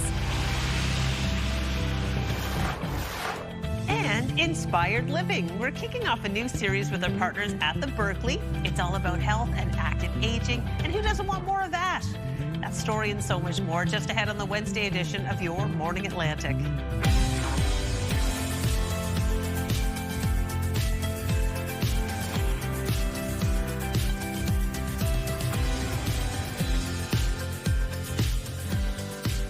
Hey, good morning to you. Thank you so much for joining us on this Wednesday morning. Still time to send us a text at 10400 to join in on the Move Morning Chat. We're talking about, we're sharing some embarrassing injuries that we've had. So we've had some fun stories, and we'll have a little roundup of the texts we've received so far closer to 9 o'clock. But still time to send us a text at 10400. Yay. Okay, let's put the spotlight on weather today because I think it deserves it. It's a little crisp outside early this morning. Temperatures will rise, though, seasonal to above seasonal for our daytime highs. We are seeing a bit of everything in the forecast today as we have lots of sunshine, but also a bit of snowfall mixed with some rain. Not for Bedeck, though, as you can see over there. Beautiful sunny start to your day. Just remember to layer up before heading outdoors because we are seeing temperatures drop early this morning across much of Atlantic Canada. Some below the freezing mark. So as of right now, it is 3 degrees in Halifax, 4 starting off your day in Sydney, 3 degrees as well into Fredericton, 5 in Charlottetown, 1 degree in Cartwright, and also in Corner Brook. Here's a look at our special weather statement that remains in effect for parts of Newfoundland and Labrador until overnight tonight. We are expecting some snowfall. We do also have a wind warning for parts of Labrador for this evening until overnight. Here's a look at our satellite and radar. As I mentioned, sunshine, but still some active weather in the forecast, something to keep in mind when you are heading out on a commute today.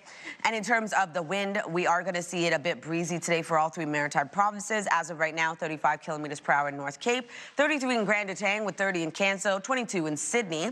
Wind gusts getting up to 43 in both Grand Etang and Canso, 33 in Sydney, and 31 in Bathurst. We'll take another look at your forecast just ahead. First, a look at your local news with Amanda. Thanks, Satavia. Bar and restaurant owners in Halifax may be getting some relief from the high fees they pay to set up summertime patios. As we told you earlier this week, businesses are required to pay the city about $1,000 to set up their outside tables. And combined with construction costs, the effort can be fairly expensive. On Tuesday, Regional Council passed a motion from Mayor Andy Fillmore asking staff to take a hard look at those fees for next year and look at ways to reduce or eliminate them entirely. The city issued nearly 70 permits last year and have so far issued 11 permits this year. Public safety, especially downtown, has been an ongoing issue in Moncton. In fact, mayoral candidates there were handed a survey by an anti-crime group before Monday's municipal election. The Enough is Enough coalition singled out 8 candidates running who did not respond to the survey. 6 of them won Monday night, including Sean Crossman, the city's new mayor. However, the coalition says Crossman was the first councillor to sign its petition, and he has attended numerous meetings on the issue. When you have chats with Sean, I mean, he speaks that, public safety is his number one.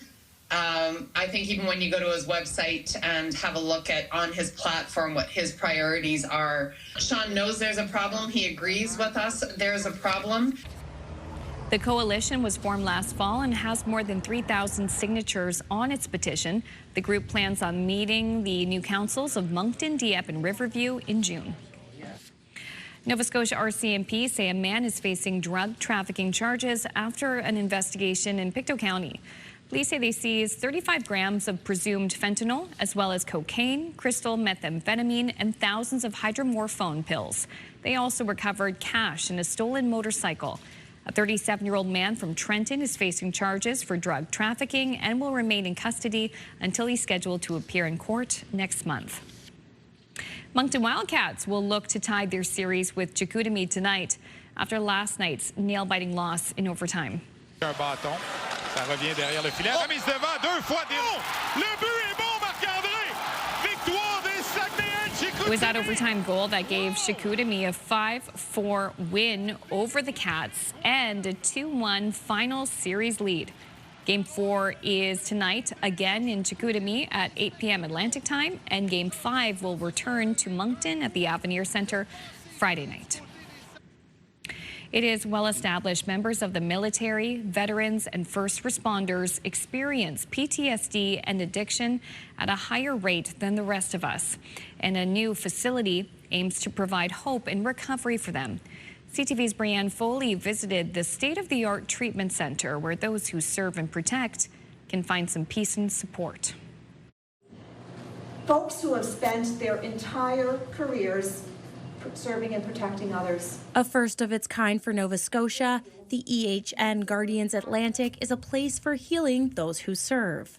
This place, EHN, taught me that I was broken, but I was still a good person, and I knew in my heart that I was a good person and I had something to work towards. Moving from the Annapolis Valley, the state-of-the-art larger facility allows more care for those who need it. We've opened officially in February, but we are opening here a much larger facility. We really listened to a lot of the feedback from some of the military veterans, first responders, and family members that we serve. For Ron Wilson, he healed in a place that felt comfortable. Safe space, not looking over my shoulder. Everybody here, okay, there's a Mountie, there's a first responder, there's an EHS guy, there's my people, uniformed people. A struggle many first responders, veterans, and military personnel deal with. You have to give up yourself to serve in a lot of ways. And that's the draw for me. That was my energy, was, yeah, I don't want what I want what the group wants. I want something bigger than myself. More than just a place to heal, it's another chance. I look back and say, that was part of my life. Doesn't define me now. And now I have this gift that I've been given of life, energy, and understanding. I wasn't broken. I was just getting impacted by what I was doing, and I'm back to me. Brianne Foley, CTV News, head of Jador. Thank you so much, Brianne. I love it when they have like the big scissors and they have. I know. Oh yeah, wonderful cut the facility, ribbon, open it up. beautiful, and gorgeous. It's like it's going to do so much good. So that's great. Okay, contest time. Yeah. It's time for a reminder about our big contest we have happening right now. Wake up and win with CTV Your Morning. We could pay your bills with a massive $20,000. Just take a second to think about what you could do with that money. A lot, I'm sure. So to enter, head to the contest page on ctvatlantic.ca or scan the QR code you'll see in a moment. Enter today's code word. It's reward. And there you're entered. Just do this before you forget. And then we'll have a new code word tomorrow and another chance to win. All right, and still ahead this half hour, our new series on healthy and active aging with our partners at the Berkeley. And also right after the break, the latest look at the Wednesday forecast with Latavia. As we take a live look at a very wet, chilly start in Port de Grave, Newfoundland this morning. Nice to see all those boats docked there. We'll have the forecast right after this.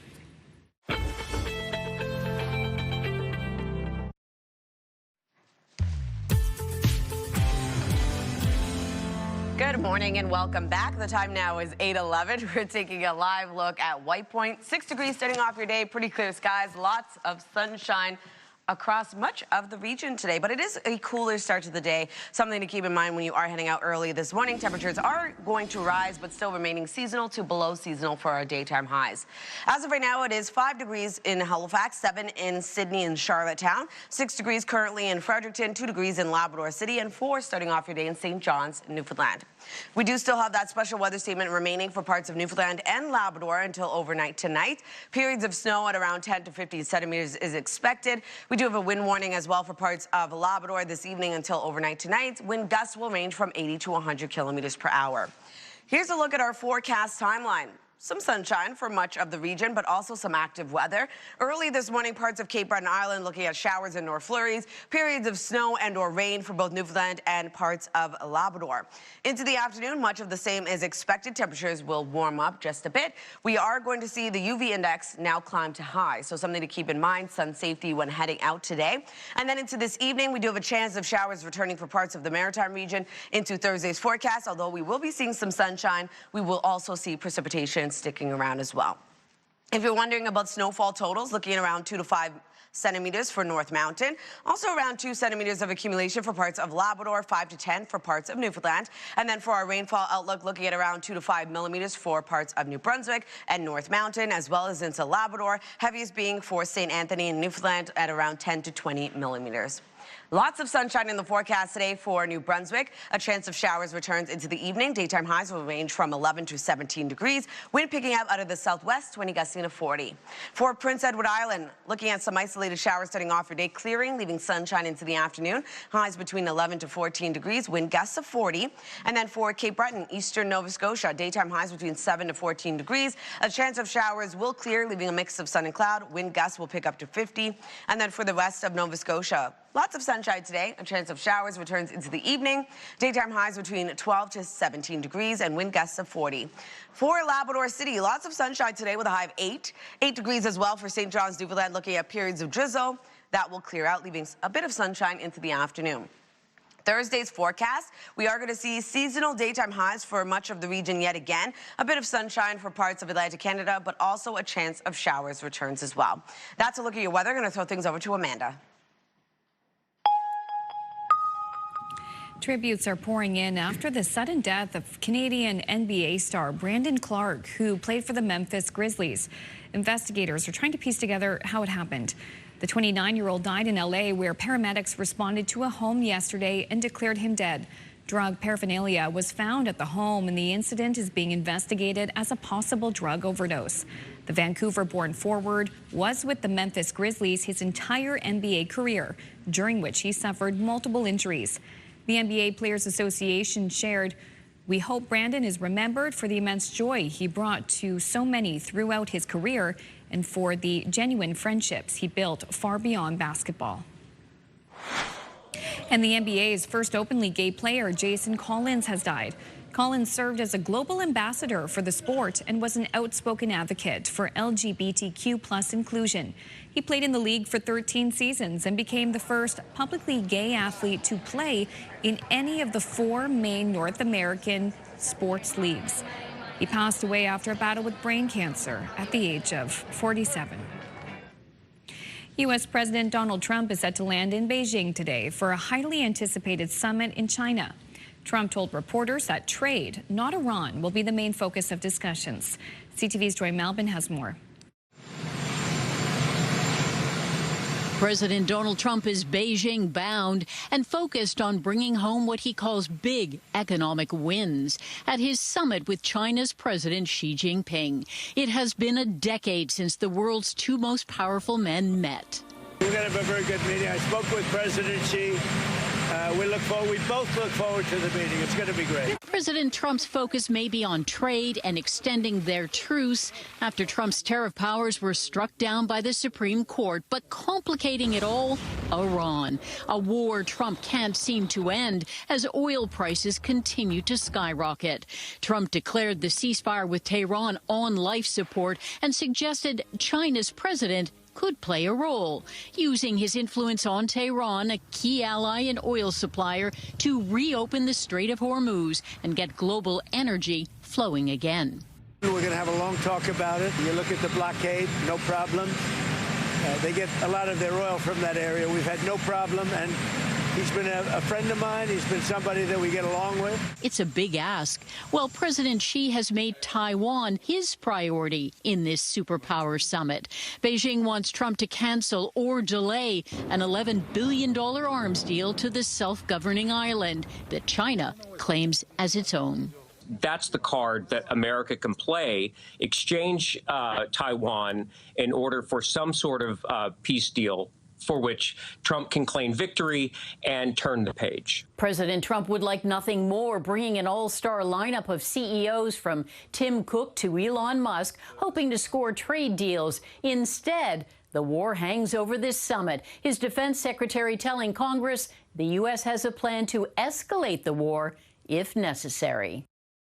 CTV's Joy Malbin reporting in Washington. And some encouraging news from the head of the World Health Organization, who says at this point there are no signs of a broader hantavirus outbreak. But of course, the situation could change. And given the long incubation period of the virus, it's possible we might see more cases in the coming weeks. The final group of 28 passengers who were on board the cruise ship have been evacuated by air to the Netherlands. 3 people from the ship have died from the virus. Here in Canada, 9 people are being monitored, 4 in BC, 2 in Alberta, and 3 in Ontario. Finally, in Vancouver, officials have unveiled upgrades to that city's World Cup soccer stadium.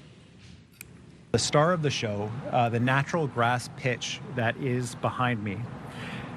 This world-class surface is required for the world-class level of soccer that will be played here, and I am especially proud that this is a made in BC story. This grass comes straight out of the Fraser Valley from Abbotsford, installed by a company out of Langley, managed by a company out of Burnaby. BC Premier David Eby says the stadium is more accessible now. The facelift also includes a new video scoreboard, modernized locker rooms, and upgraded elevators. Meantime, there's word Tumbler Ridge has been added as a stop on FIFA's Canada Celebrates program, bringing people together to honor resilience and connect as a community. Another break here on Your Morning Atlantic. When we return, Crystal heads to the Berkeley. That's on the other side of this break. Please stay with us. Your Morning Atlantic will be right back.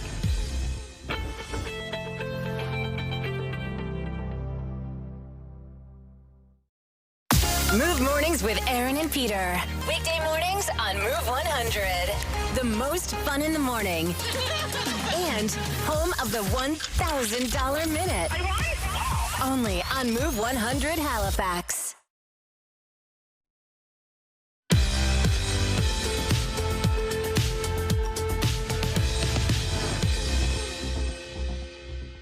Hi, Catherine. Hi, Crystal. Welcome to the Berkeley. Thank you so much. Great to see you again. Nice to see you, too. Come on, I'll give you a tour. Yay. All right. All right. So, Catherine, a couple of observations already. First of all, the building is gorgeous. Anyone would be lucky to live here. Thank you. Yeah. Second of all, there's a lot going on. Look at people having a good old time behind us. People having a good old time behind us. That's right. Yeah, it's independent living. So people move in, they pick an apartment, and they come and go as they choose. Yeah. They really it's just a supported way of living because you don't have to worry about meals and you don't have to worry about housekeeping and you don't have to worry about what you're gonna do all day because there's always something going on. Yeah, it's a beautiful apartment building with all kinds of amenities so you can live as independently as possible. I would say more independently than most people at home. Absolutely, because here you've got a choice of what you're going to do. You might choose to stay in your apartment, not come down until later in the day, and then later you might come down and say, you know what, I'm going to join the coffee and tea time. I'm going to go out for a walk with my friend Maggie. You might decide to do all sorts of things, but the thing is, you can decide to do what you want to do. Freedom of choice, that's huge. Okay, Who's the ideal person you're looking for to be a resident here at the Berkeley? Well, I would say anyone who's maybe a little bit lonely living at home, possibly a little bit bored living at home, and also finding home maintenance a little bit too much. So indoor, outdoor maintenance, and cooking meals. That is an endeavor, right? It's a big deal, and you have to go out and get groceries, and you have to clean up after you've cooked the big meal. So here you get 2 meals a day, right? That's right. And 2 choices at the meal. And 2 choices, which I always say is more than I give at my house. Totally more than our house, for sure. And then, of course, you have a kitchenette in your apartment, so you can make yourself, if you wanted breakfast to be something you make yourself, that's options available. I think wonderful stuff. Okay, activities. For obviously, there's wonderful, lively coffee time, but what else can you do around here? Well, the one thing that we believe in really wholeheartedly is that staying active is important. So there's exercise classes every single day. There's different kinds of exercise classes as well. There's balance, chair exercises, yoga. People come together to play cards, to play games, to watch movies. There's a plethora of things, but we also every once in a while might have an art class. We might have language classes, but the single most favorite is the live music that we have every single week. Live music every week? Yeah. Ooh, what fun. Also, you're standing beside a pool table. You can play pool here. The pool table is a big hit, I will say.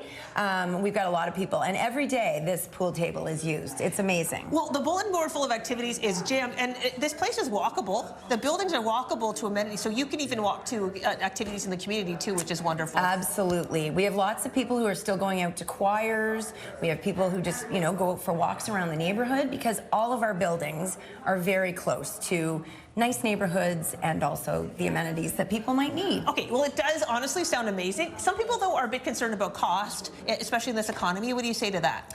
Well, I would say that it's really important, if you think this lifestyle is of interest to you, that you reach out to us and find out the cost. I don't know that people know what the cost is when they say that, and there really is great value. It's all-inclusive living. Everything you need is here, and so if you can compare what you're paying to live right now and look at the lifestyle you're living to the lifestyle here and the value, I think you'd be pleasantly surprised that it's not really as expensive as you think. Yeah, for sure. Okay, and then if people are interested in maybe having a tour, if you're lucky, you'll get Catherine to take you. What's the step? You just go to the website, right? Just go to the website, and all the information you need is there. Well, luckily, we put that website on ours to make it easy for you. Catherine, this has been a delight. I cannot wait to come back and visit you again. Thank you very much. Inspired Living is brought to you by the Berkeley Retirement Residences. Love this stage of life. Taking another look at the sunshine for New Brunswick today with a high of 17. We do have a chance of showers returning this evening. 17 degrees on Thursday. Isolated showers continue on Friday, warming up to 19 degrees. We do have sunshine, but also shower activity into the afternoon. For Nova Scotia, 14 degrees today, lots of sunshine. We have showers for Cape Breton Island and then also evening showers for much of the province. 14 degrees on Thursday, sunny skies with evening showers yet again. Scattered showers on Friday, cooling down to 12, evening rain. For Prince Edward Island, 14 degrees with isolated showers expected to clear. Sunny breaks into the afternoon. Warming up to 18 on Thursday with a mix of sun and cloud. 12 degrees on Friday. Showers become steady rain in the evening.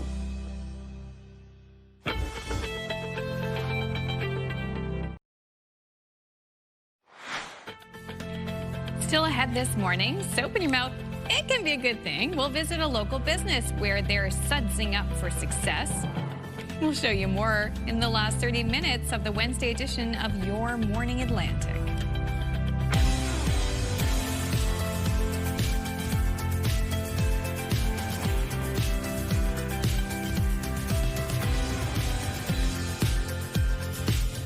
Good morning and welcome back. The time now is 8:30. Soap in Your Mouth has been featured on our show before.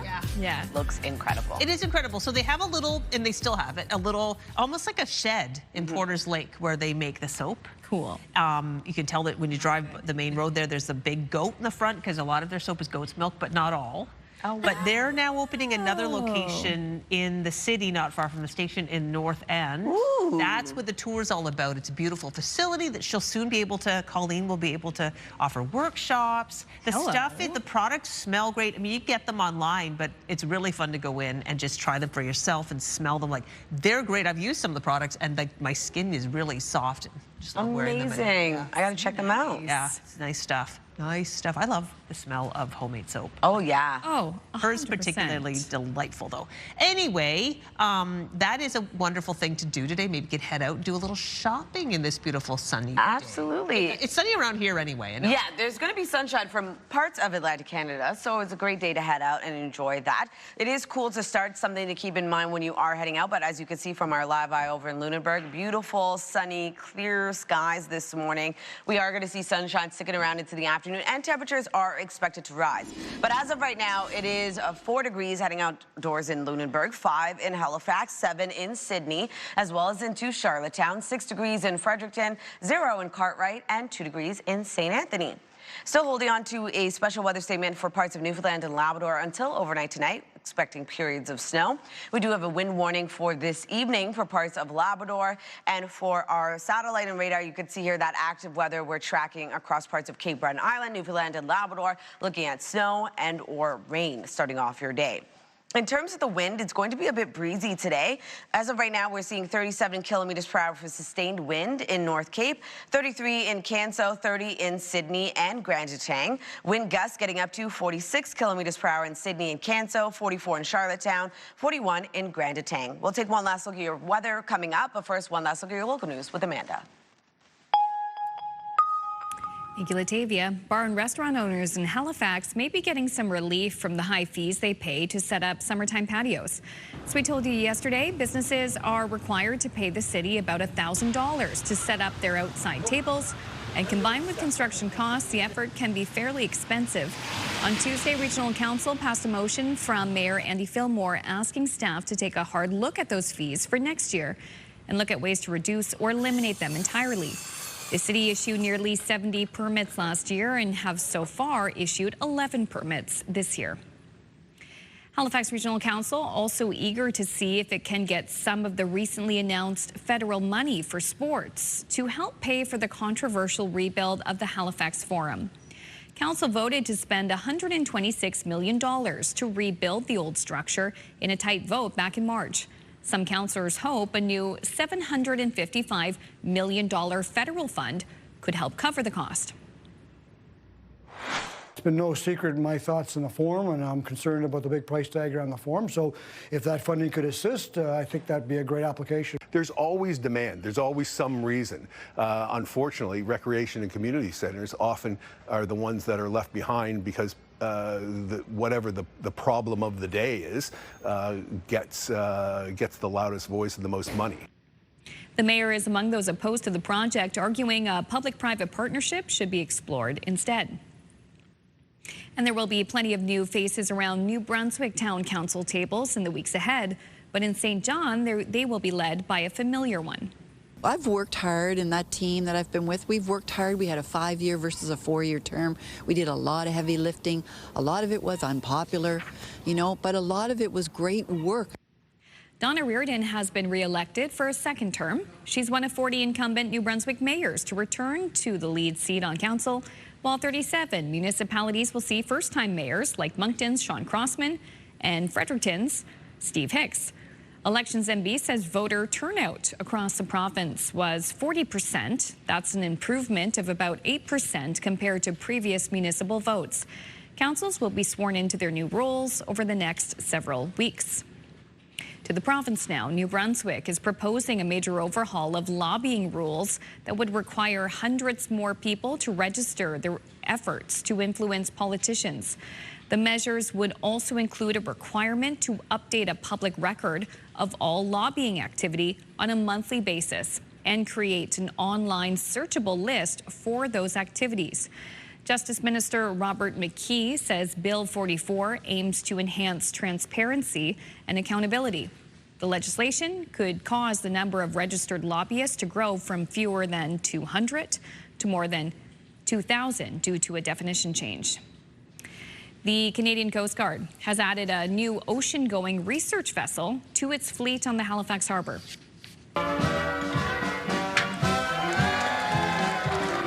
The ship officially went into service yesterday at its home port in Dartmouth at the Bedford Institute of Oceanography. Among its many duties, this floating lab will help with marine surveys and scientific research into the impact of climate change on the ocean and Canada's east coast. It's really touchy for my heart. I want to say thank you, the one who was decided, and I hope this ship will help us to know more about environment, because the environment, it's not easy to be survived. Family members of the highly respected Inuk elder for whom the ship is named were also on hand to take part in the christening. Finally, one pet owner's dog is channeling his inner Michael Jackson with some moves reminiscent of the iconic pop artist. Take a look.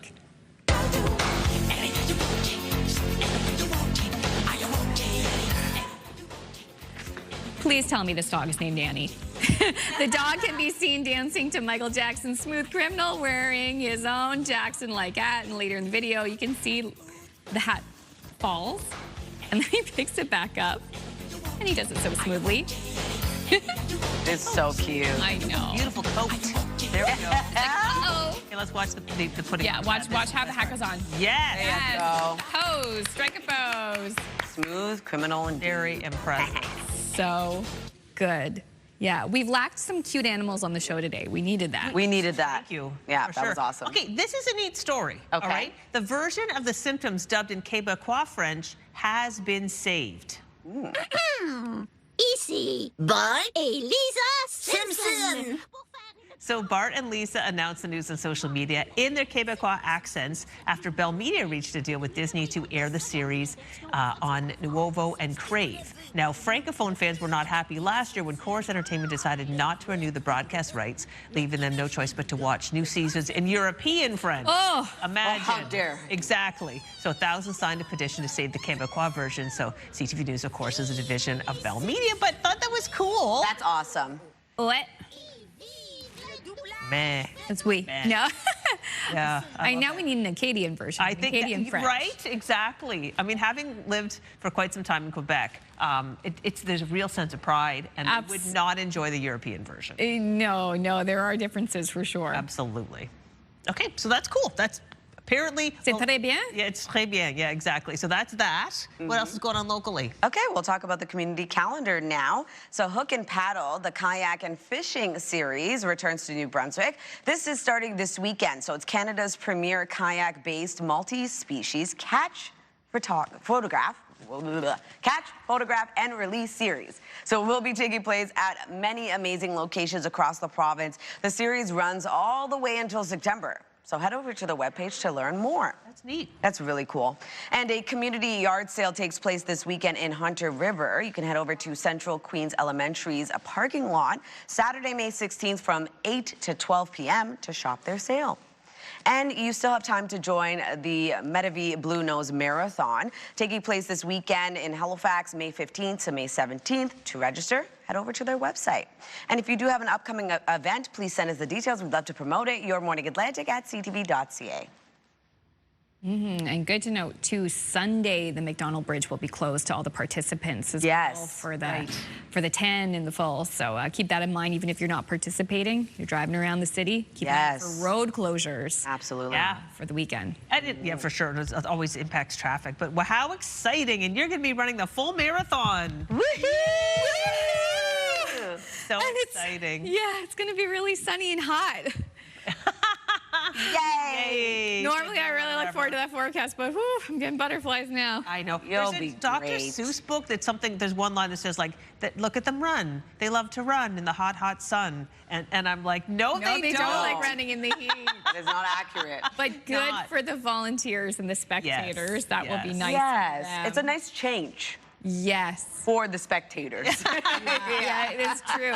And it really is a weekend event, too. You've got the Zatzman Sportsplex in Dartmouth. That's where the hit pickup is in the expo, so you're going to see a lot more traffic there. I love it there. It's fun. So There's much lots fun. to see. You can shop, too. And you can shop. Good times. And then Saturday morning, it's the kids run. There's a 2K, 4K, and then there's also the 5K race as well. Now, that doesn't go over the bridge, but yeah, keep an eye on road closures as well. Busy weekend. Very exciting. Yes. All right, still ahead, we're going to visit a local business where they are just bubbling over with beautiful bath products. I want to learn more about the Blue Dude. What's that all about? We're going to learn more about soap in your mouth when we return.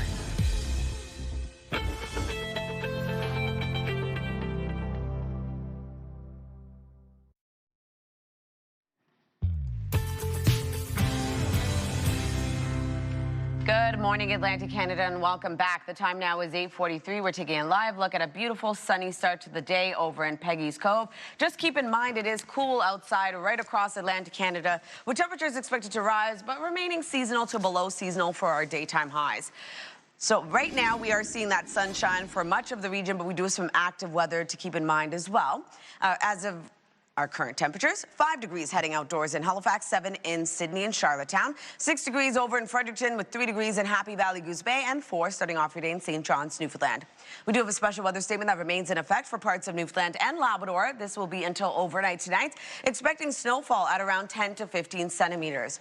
We also have a wind warning issued for parts of Labrador this evening until overnight tonight. Wind gusts could pick up between 80 to 100 kilometers per hour. So here's a look at our forecast timeline. You can see that sunshine for much of the maritime region. Still seeing a bit of shower and or flurry activity for parts of Cape Breton Island. Newfoundland, Labrador will be seeing a bit of sunshine as well, but also seeing some active weather. We do have snow mixed with rain, as well as some snow and or rain for parts of Newfoundland. That will stick around into the afternoon, starting to see a bit of clearing, though, for parts of Newfoundland. And then into this evening, we do have a chance of showers returning for parts of the maritime region. That will take us into early Thursday morning as well. If you're wondering about snowfall totals, seeing around 2 to 5 centimeters for North Mountain, only around 2 centimeters of accumulation for parts of Labrador. For Newfoundland, around 5 to 10 centimeters. And then for our rainfall outlook, we will be seeing around 2 to 5 millimeters for parts of New Brunswick, North Mountain, as well as into parts of Labrador. Heaviest being St. Anthony at around 10 to 20 millimeters of accumulation. For our forecast today for New Brunswick, lots of sunshine across the province. We do have a chance of showers returning this evening. Highs will range from 11 to 17 degrees. Wind gusts picking up to 40 kilometers per hour. For Prince Edward Island, 11 to 14 degrees today for your daytime highs. A chance of showers starts off the day, clears out, leaving a mix of sun and cloud, wind gusts of 40. And then for Cape Breton, eastern Nova Scotia, also seeing highs around 7 to 14 degrees. Isolated showers also starting off your day will clear. Sunshine expected into the afternoon. For the rest of Nova Scotia, lots of sunshine today with a chance of showers this evening. Highs will range from 12 to 17 degrees and wind gusts of 40. We are seeing sunshine in the forecast as well for Labrador City today, a high of 8 degrees as well for St. John's, Newfoundland, looking at periods of drizzle starting off the day, clearing out, leaving sunny breaks into the afternoon. So that's a look at weather forecast. Going to throw things over to Brianne. We are here at Soap in Your Mouth at the Richmond Yards, the newest location of the very familiar product that so many people in our city love. And we're joined by Colleen Pace, founder, of course, and Kyle McNeil. Thank you both so much for having us. Thank you for coming, Brianne. Good morning, and good morning to our viewers. Okay, so why did we choose, you have a location in Porters Lake. We've done a story there. Why did you choose to expand into Halifax? First of all, it's because of the support that we've had from all the people in Porters Lake. I mean, Cody Baker, our little guy, he's a little redhead, Vernon, he comes in all the time. So many people, Doreen, Angela Dorian, sorry, I'm name dropping here, but we have a lot of people in our community that support us 100%, so I greatly appreciate them, and they're what gave me the push and the drive to come here. And how have you found the response in this community? It's been fantastic. I mean, we've had people coming out by the roads, and I think we're just really happy to be centered here in Halifax, especially as summer approaches, so everybody can come out and get our lovely all-natural bath and body products. I mean, it smells amazing in here, and this is a bigger space than what you have in Porters Lake, so more stuff to showcase. So what's new and exciting? Oh my goodness, so we have a full spread of bubble bars, which all have extra virgin olive oil in them. They create big, luxurious bubbles. They're super awesome. And we have bath bombs, tallow soaps. Put me in, Coach. Like, I just want to pick up everything, and I want to try everything. Talk to me about the cake faces, because I love that when you first walk in. Yeah, the clay mask cleansers are absolutely amazing. I mean, they're very specific to our store. You can break them off in little pieces and make lovely clay masks for yourself, and they're just absolutely to die for. They look good enough to eat. They actually do. They look like cakes. The color scheme in here is wonderful. It's so inviting. It's so bright. It's so wonderful to be able to just walk in and smell it. What do people need to know about your product that makes it so they keep coming back? Okay, so everything is made here in-house. We also source a lot of our products from local farms. We use Foot Family Farms for their beeswax, and we use Olton's Farm for their tallow. So we purchase tallow. This is a product that most farms were throwing away, I'd say almost all, and we're getting it all from Nova Scotia here, and we render it down. It takes us about 14 days before we can even turn it into soap. So it's absolutely incredible for your skin, and it metabolically matches your skin. It's the best thing for you.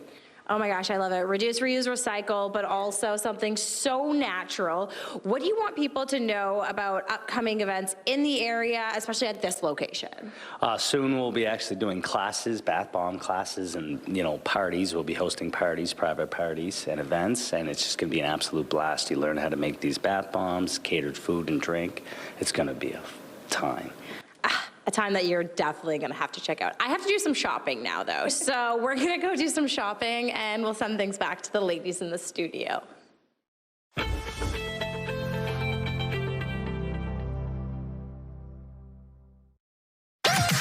#1 morning show in Halifax. Turk, Megan, and Amateur Alex. And home to the biggest artists. Halifax's #1 hit music station. 101.3 Virgin Radio.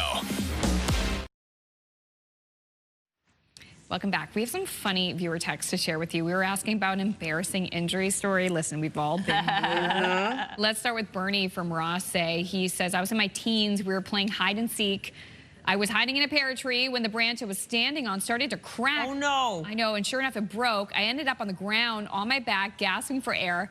Meanwhile, my friend, who was a seeker, was standing over me saying, I found you. Oh, my gosh. Kids. Of course. What a time. Bet your ear was totally, wind was knocked out of you, Bernie. Oh, yeah. Been there. Valerie from Glace Bay. About 2 years ago, we were out doing some errands, and while we were parked close to Tim's, I started to walk over to get us tea. My knee gave out, and I fell in the only mud puddle that was around. Oh, no. Skinned both my knees and hands. My boyfriend came running, helped me get up and back to the truck. Meanwhile, the Tim's drive-thru was lined up. So I'm sure I give them all a great show. Aww. We drove away with no tea. Oh, Valerie. No. Let's get out of here. You didn't even get the tea, Valerie. Oh, my goodness. Ida, buckle up. This is a long story. It's worth it. From Halifax. She says, very embarrassing story. My daughter and niece were playing in her room. They were probably 4 and 3 years old, and we lived in an apartment at the time. Suddenly, they came from the room, my niece crying uncontrollably. I looked up, and my daughter had a plastic toy lawnmower stuck on her neck. My niece had pulled the handle over her head. With all the confusion, my neighbors all show up, and someone says, call 911 because she's so panicked she's turning red. Okay, it continues. The fire department shows up. By this time, she's calmed down. I go to let the firefighters in the door. They're coming up the steps with the jaws of life. Oh, no. They almost fall backwards down the steps when they see her standing there with a plastic lawnmower on her neck. One instructs a firefighter to go get the wire cutters off the truck. Police and ambulance, they're on the way there now. The relieved officer said all the way here they were wondering, how did a child get her head caught in a lawnmower? And what are we going to do to get her out? And that's when I realized we neglected to say toy lawnmower. Oh, no. To the emergency officials, they asked if they could write the call up in a book for their station to keep, and I agreed, but not with my name. That's fair. Oh, So my fair. gosh, That's such a big response. And you're like, no, it's a toy lawnmower.